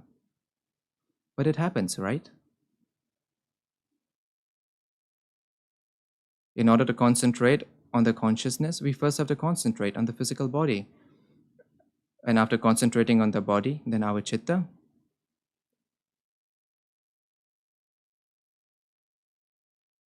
slowly,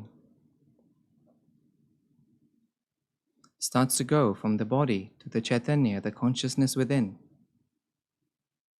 Then we do not even see. We're not able to see what color the Guru is.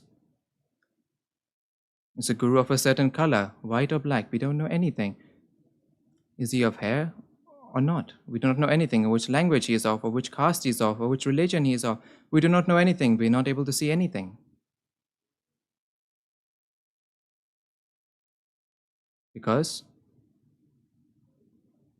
there's a limit to seeing, and this is of the physical body. All of this stops being seen. And the only thing that is seen is the Gurutattva, the Guru element. Even in my life, many Gurus came. Each and every Guru would give me what he had, and then he would send me onwards to the next Guru. And then that Guru would send me on to the next Guru. Just as there's a pass in football, like that.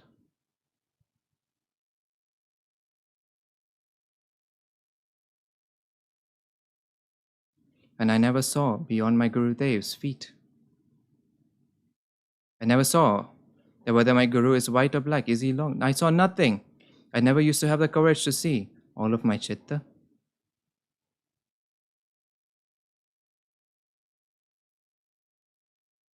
all of my attention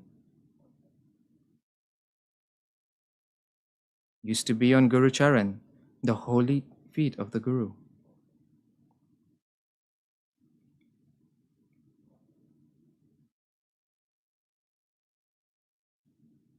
I used to feel I never saw any Guru.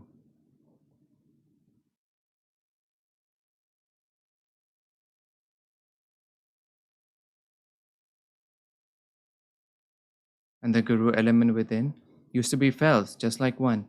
I never used to feel that the Guru earlier is different and this Guru is different. Nothing like this.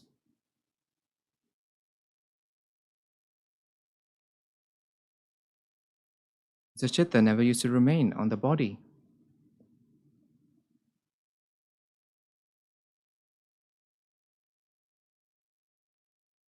You also have held on to the physical body of the Samadhis Guru. So the need is that search for the Guru element within. The body is a medium.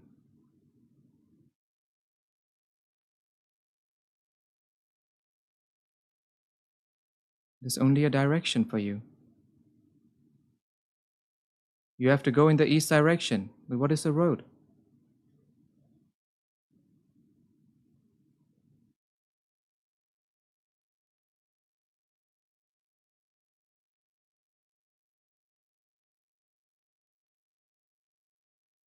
The road is not the direction. The direction is different and the road is different. The body of the Guru is a direction. It is not the road. And the Guru element within the Guru is a road. It is the path.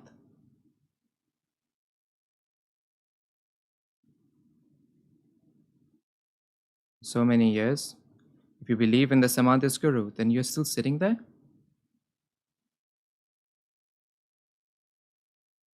Your Guru has made you sit there for years on end? Has he left you there? Has he not moved you ahead? Has he not sent you to the next class? And it is my experience that the Guru can never hold on to you. The one who is holding on to you is not a Guru.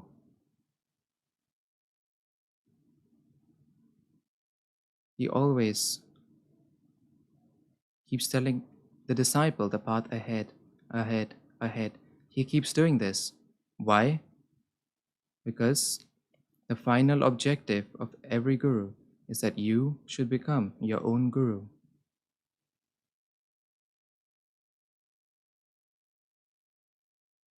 And many sadhaks behave very strangely. They will come to me, Swamiji, please, let us take a photo.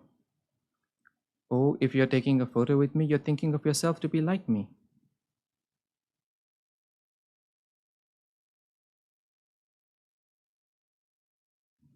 And when you're thinking of me like you, then what can you absorb from me? What can you take from me? Nothing. Your receiving is over.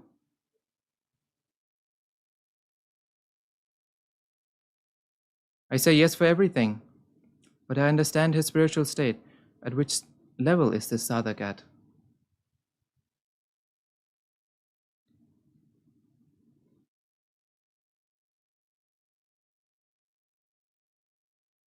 Oh, if you want to take a photo, then take a photo of the one inside. You will be benefited.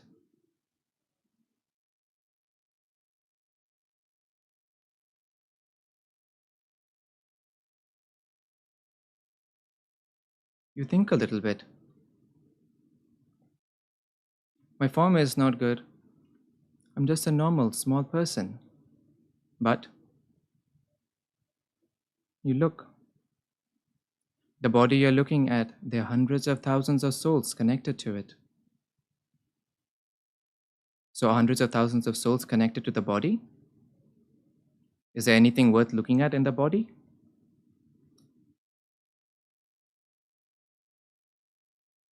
Is the body something extraordinary? No, nothing. It is an ordinary human. So do not look at me. Do not look at my body. Look for the soul within me. Look at the soul within me.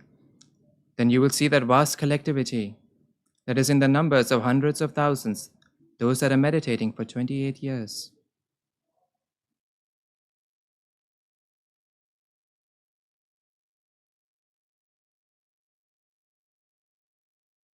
Actually, sometimes I feel that the Guru is a deception. It is really a deception. Now, this TV show that is being made, I'm telling them that it's my wish that makes such a TV show that everyone on the path of the Guru, their eyes are opened. Not just on our path, everyone on the Guru's path, that their eyes are open. Make such a TV show. The Guru is a deception. What does this mean? He will love you so much, he will love you so much that you will get the ego. Oh, Swamiji loves me so much, he likes me so much. Oh, you fool, it is his nature to love everyone. You came into this deception. He will worry about you a lot. He will think a lot about you. And then immediately the ego will come with oh, Swamiji worries about me so much, he takes so much care of me. Oh, you fool, it is his nature to worry about you. He worries about each and everyone. He loves each and everyone. He does this as much as he is doing for you, but you're a fool. You're thinking it is only for you.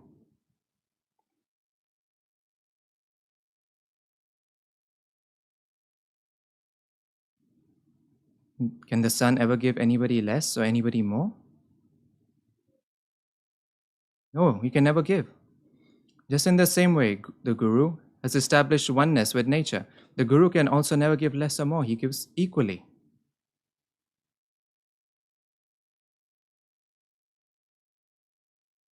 With the ego within us, this guides us that the Guru likes us specially.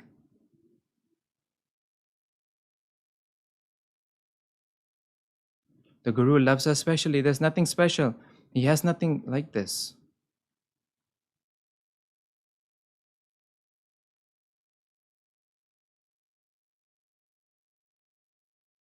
First of all, the Guru is not something to be seen.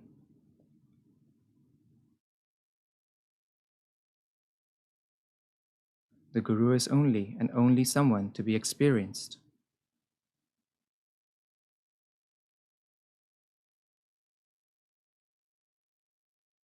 Because even I have experienced my Gurus, and I've experienced that the Guru element within all the Gurus is equal. It is just like one. I was never able to see a difference.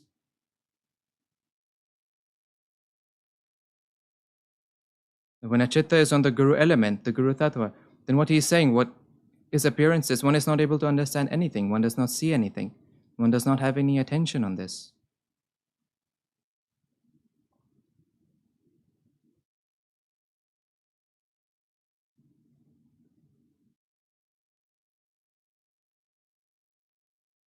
The need is that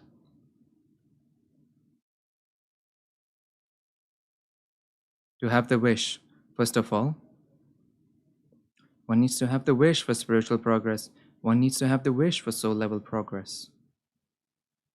This wish will be there when you feel the soul within you.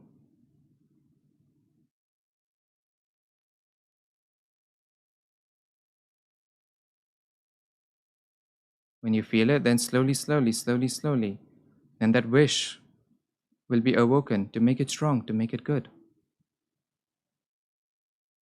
Then your talking will start. You will start to get indications from inside.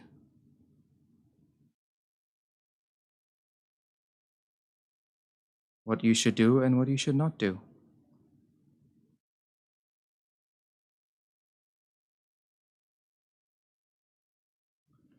All of the indications, you will get to know those from within you. You will get prior indication.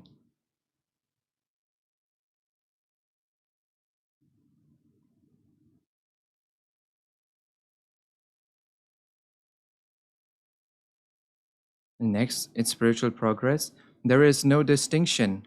At the soul level, there is no difference between man and woman. Both of them can make progress equally.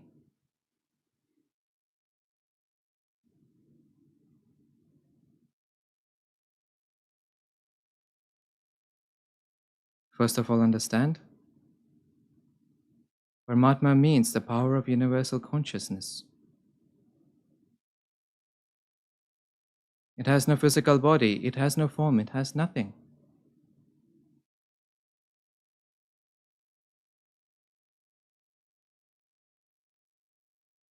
And just like it flows from within the Guru, it can also start to flow from within you.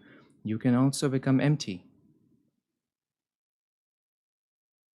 As soon as your physical consciousness comes to an end, that energy will start to flow from within you. You will also feel it early, and then others will also feel it. So first of all, clear your concept.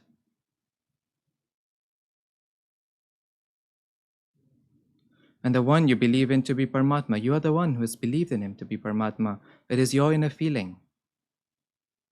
Apart from this, Paramatma has no form, not of any guru, not of any deity. There's no one, because Paramatma is a power of universal consciousness. It is there everywhere. Where is he not? He is everywhere. First, so Paramatma means a power of universal consciousness, and Dharma means that knowledge. Dharma means that knowledge, what is good and what is bad. This knowledge, it is there within you. It is there inside you. And Dharma, you're thinking of methods of worship as Dharma, as religion.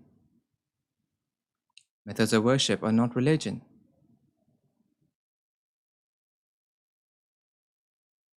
Methods of worship, whichever home you took birth in, we adopted the method of worship there.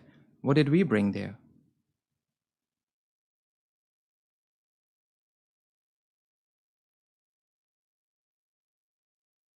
And the third is Guru. Guru means Paramatma himself. The form of Paramatma himself means the Guru.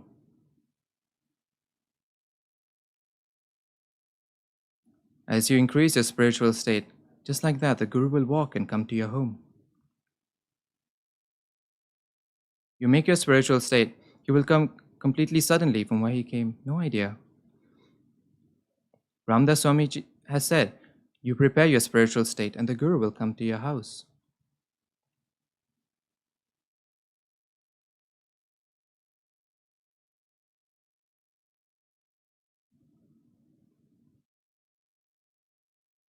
It has happened. During the construction work, many workers, while doing the painting, many workers, they came to me because of their work. They ended up obtaining self-realization. But they had a spiritual thirst. They had a thirst of the soul. So their thirst brought them onto this path. It brought them onto this way.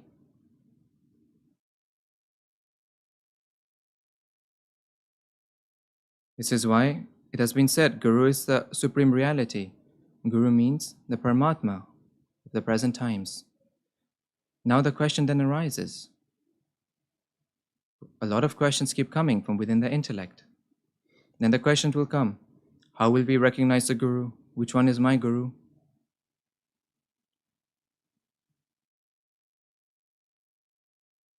If you're an intellectual person, then look at his aura.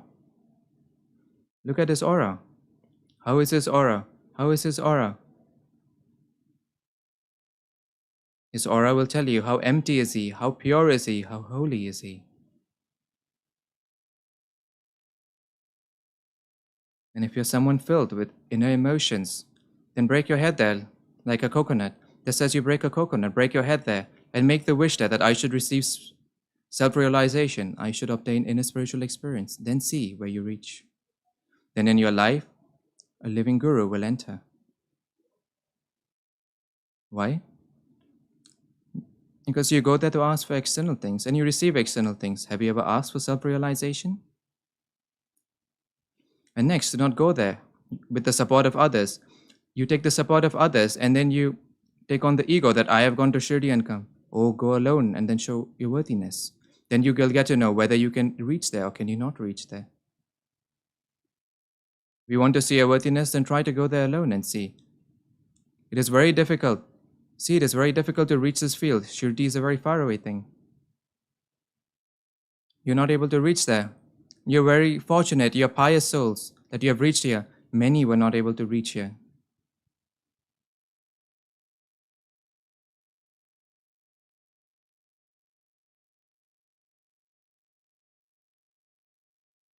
They had a great wish to come here. They made great attempts to come here, but they did not reach. Now it happens.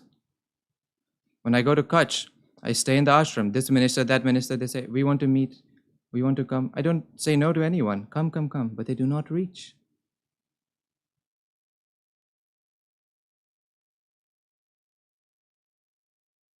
To arrive within a powerful aura, one needs a powerful state. Until your state, whatever reason is there, you will not be able to reach.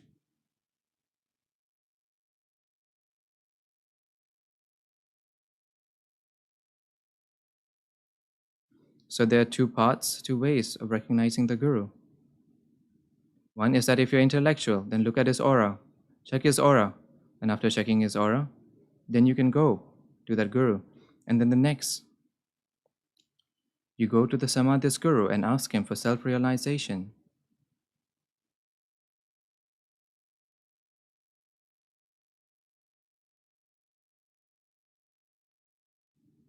Then that Guru element, the Gurutattva, will definitely enter in your life, who can give you self-realization.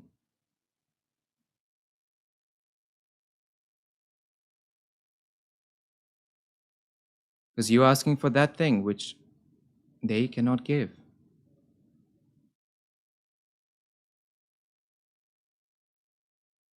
So what will they do? The one who can give, they will send him.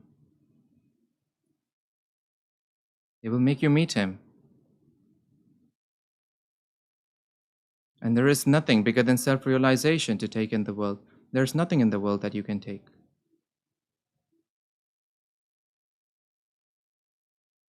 That is why, what prayer do we make? O Paramatma, please have the grace to grant me self-realization. Even today, let me tell you the secret of this incident. When you're asking, O Paramatma, please give me self-realization, which Paramatma is standing here?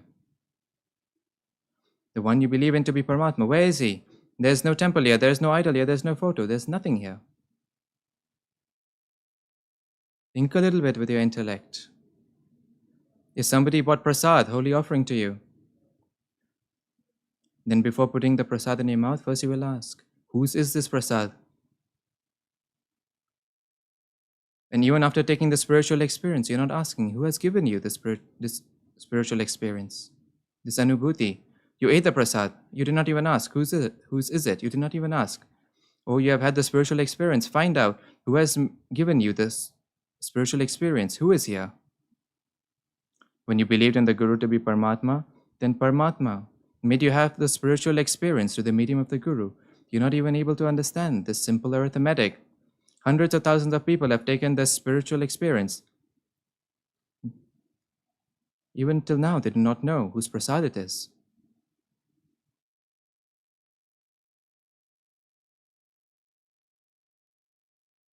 So meaning, for some time, for a few moments, you believed in the Guru to be Paramatma, so you obtained the spiritual experience from Paramatma.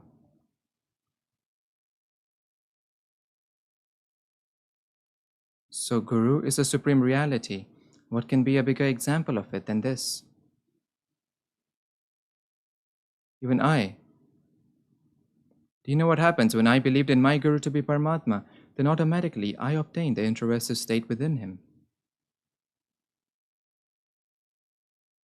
I did not believe in him to be a physical body. He was looking like me with 2 hands and 2 legs. I believed in him to be Paramatma, and after believing in him to be Paramatma, I obtained the introversive state within him, and I have obtained Paramatma. I obtained this biggest satisfaction of life, and after this, my search for Paramatma came to an end. So the third evidence is that after meeting Guru, one's search for Paramatma comes to an end. Why? Because we feel Paramatma within ourselves. So as soon as you believed in the Guru to be Paramatma, then automatically you will obtain the introversive state within me.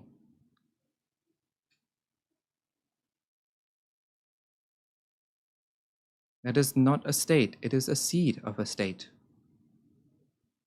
Imagine you're getting so much bliss in just the seed, then how much bliss will you get in that state? You will get that state after 45 days.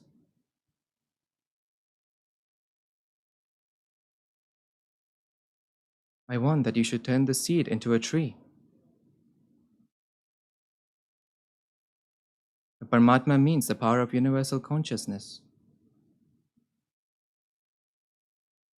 Dharma means the special knowledge of what should be done and what should not be done.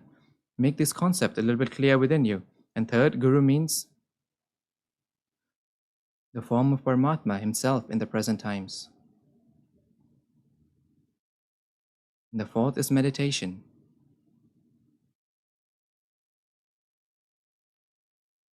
See, if a simple definition is given for meditation, then to do nothing is meditation. To do nothing with the physical body, to do nothing with the thoughts, to do nothing, a state of complete void.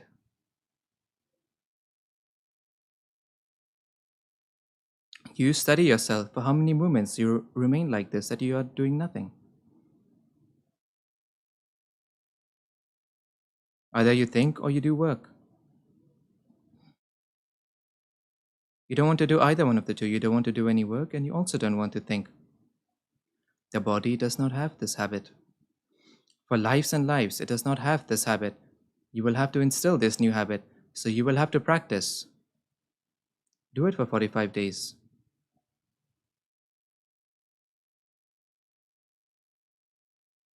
And next, donate 30 minutes. 30 minutes are not yours at all.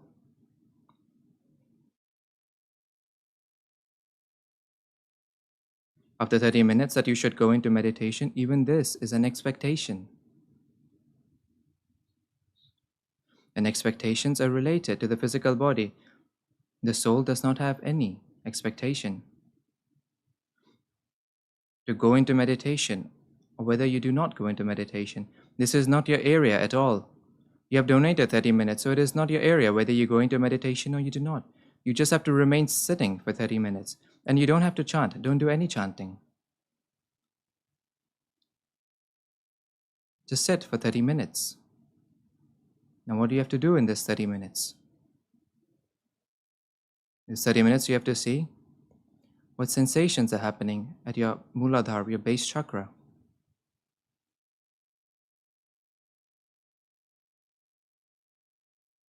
What sensations are happening on your backbone?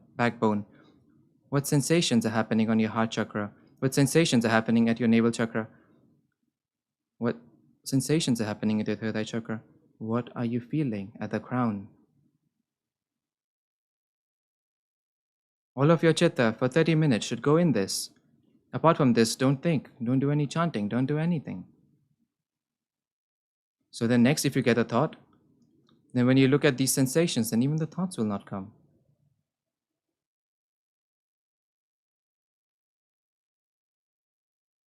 And no matter how much the intellect tries to divert you, that you will not be able to do it, it is not within your hands, even then. Tell the intellect that these 30 minutes are not mine at all. I will not listen to you. I have donated 30 minutes to Swamiji. These 30 minutes are not mine at all.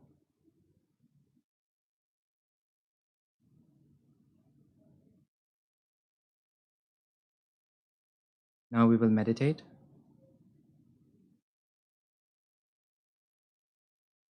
And those who can sit on the floor, please sit on the floor. What will happen in this? Your base chakra, your Muladhara chakra will touch the floor. And if it touches, then what will happen? Your tension, your illnesses, the ground will pull all of these away and make you balanced.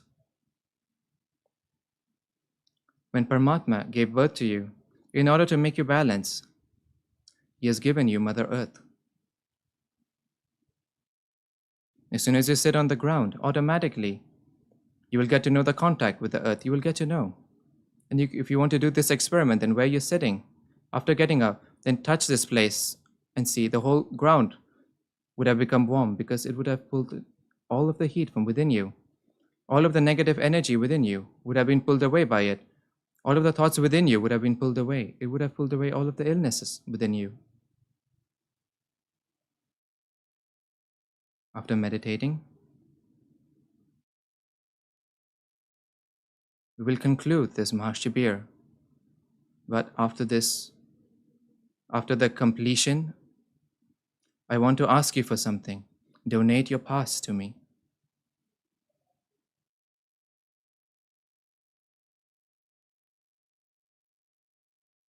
What do I mean by donate your past? If you go outside this field, then of your past, of even yesterday, you should not remember it. If you remember it, then immediately tell yourself, I have now donated this to Swamiji. As Guru Dakshina, as my offering to Swamiji, I have donated my past. Now I have no right over it.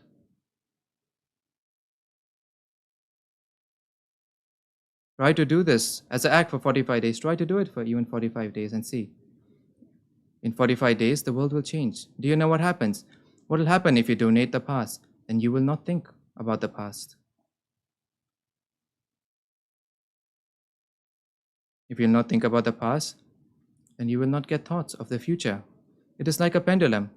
You pull it 3 inches in this direction, it will go 3 inches in the other direction, where you think about the past. Then after this, you got a thought of the future.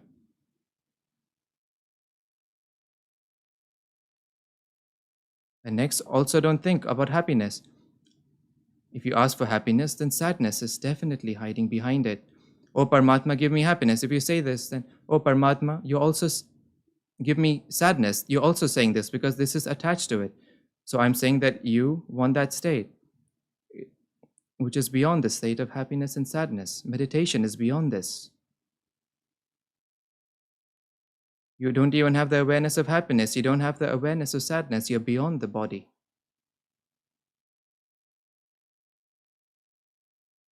And not in this Mahashivir, in all of the Mahashivirs that have happened up until this point. Thousands, hundreds of thousands of souls have taken part.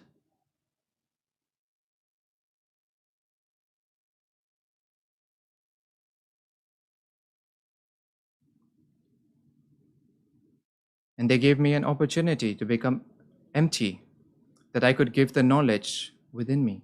And for this, I'm grateful to them from the bottom of my heart. Because the Gurus have given me this knowledge to distribute, to share.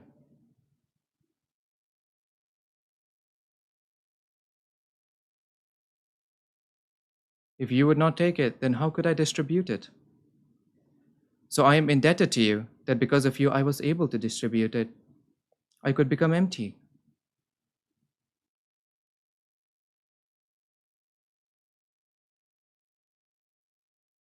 And I also do not want to go by taking this knowledge with me. There's still a lot. There's a lot.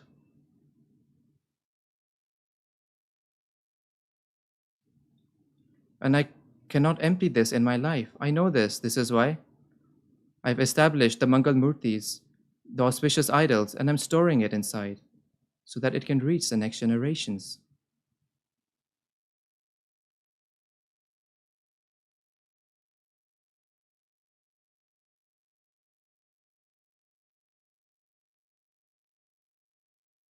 Now we will meditate. And next, whatever you're saying, with as much inner feeling as you say it, with as good of a state as you say it, you will get that much better results.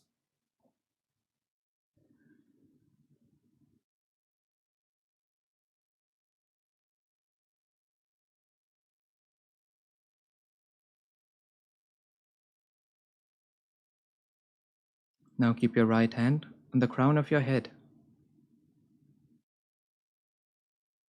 Give it a light press and rotate it clockwise 3 times.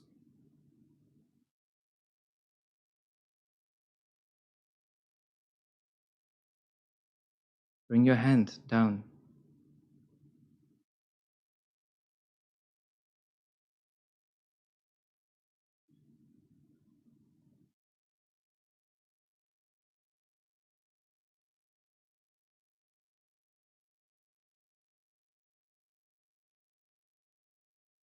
We will chant the mantra with me.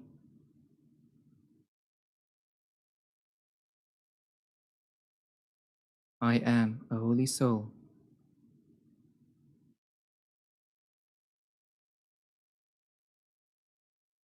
I am a pure soul.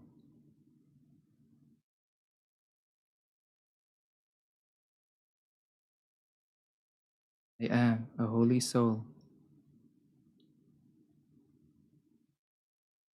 I am a pure soul. I am a holy soul. I am a pure soul. Now keep your chitta on the ground and meditate for some time.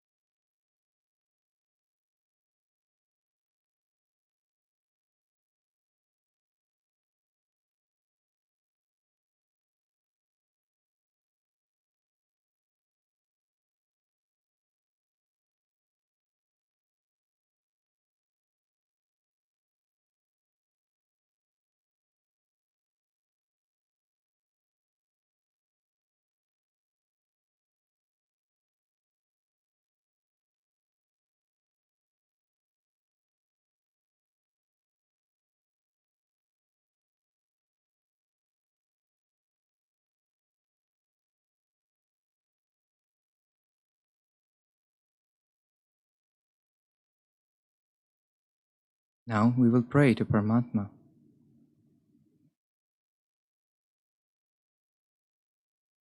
O Paramatma,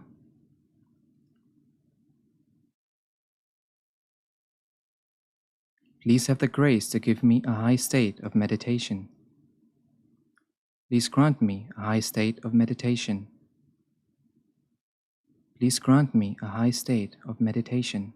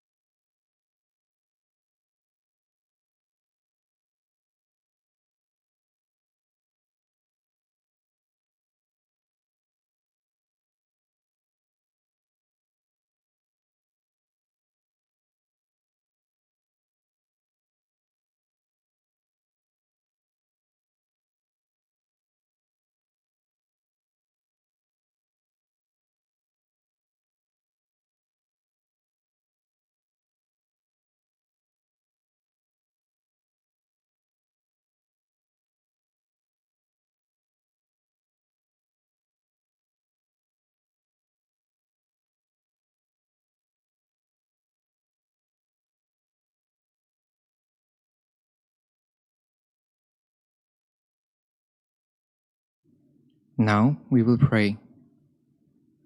O Paramatma,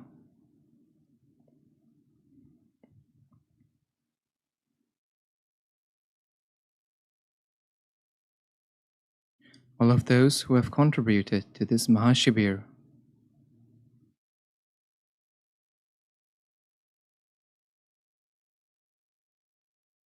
that may they all make overall progress.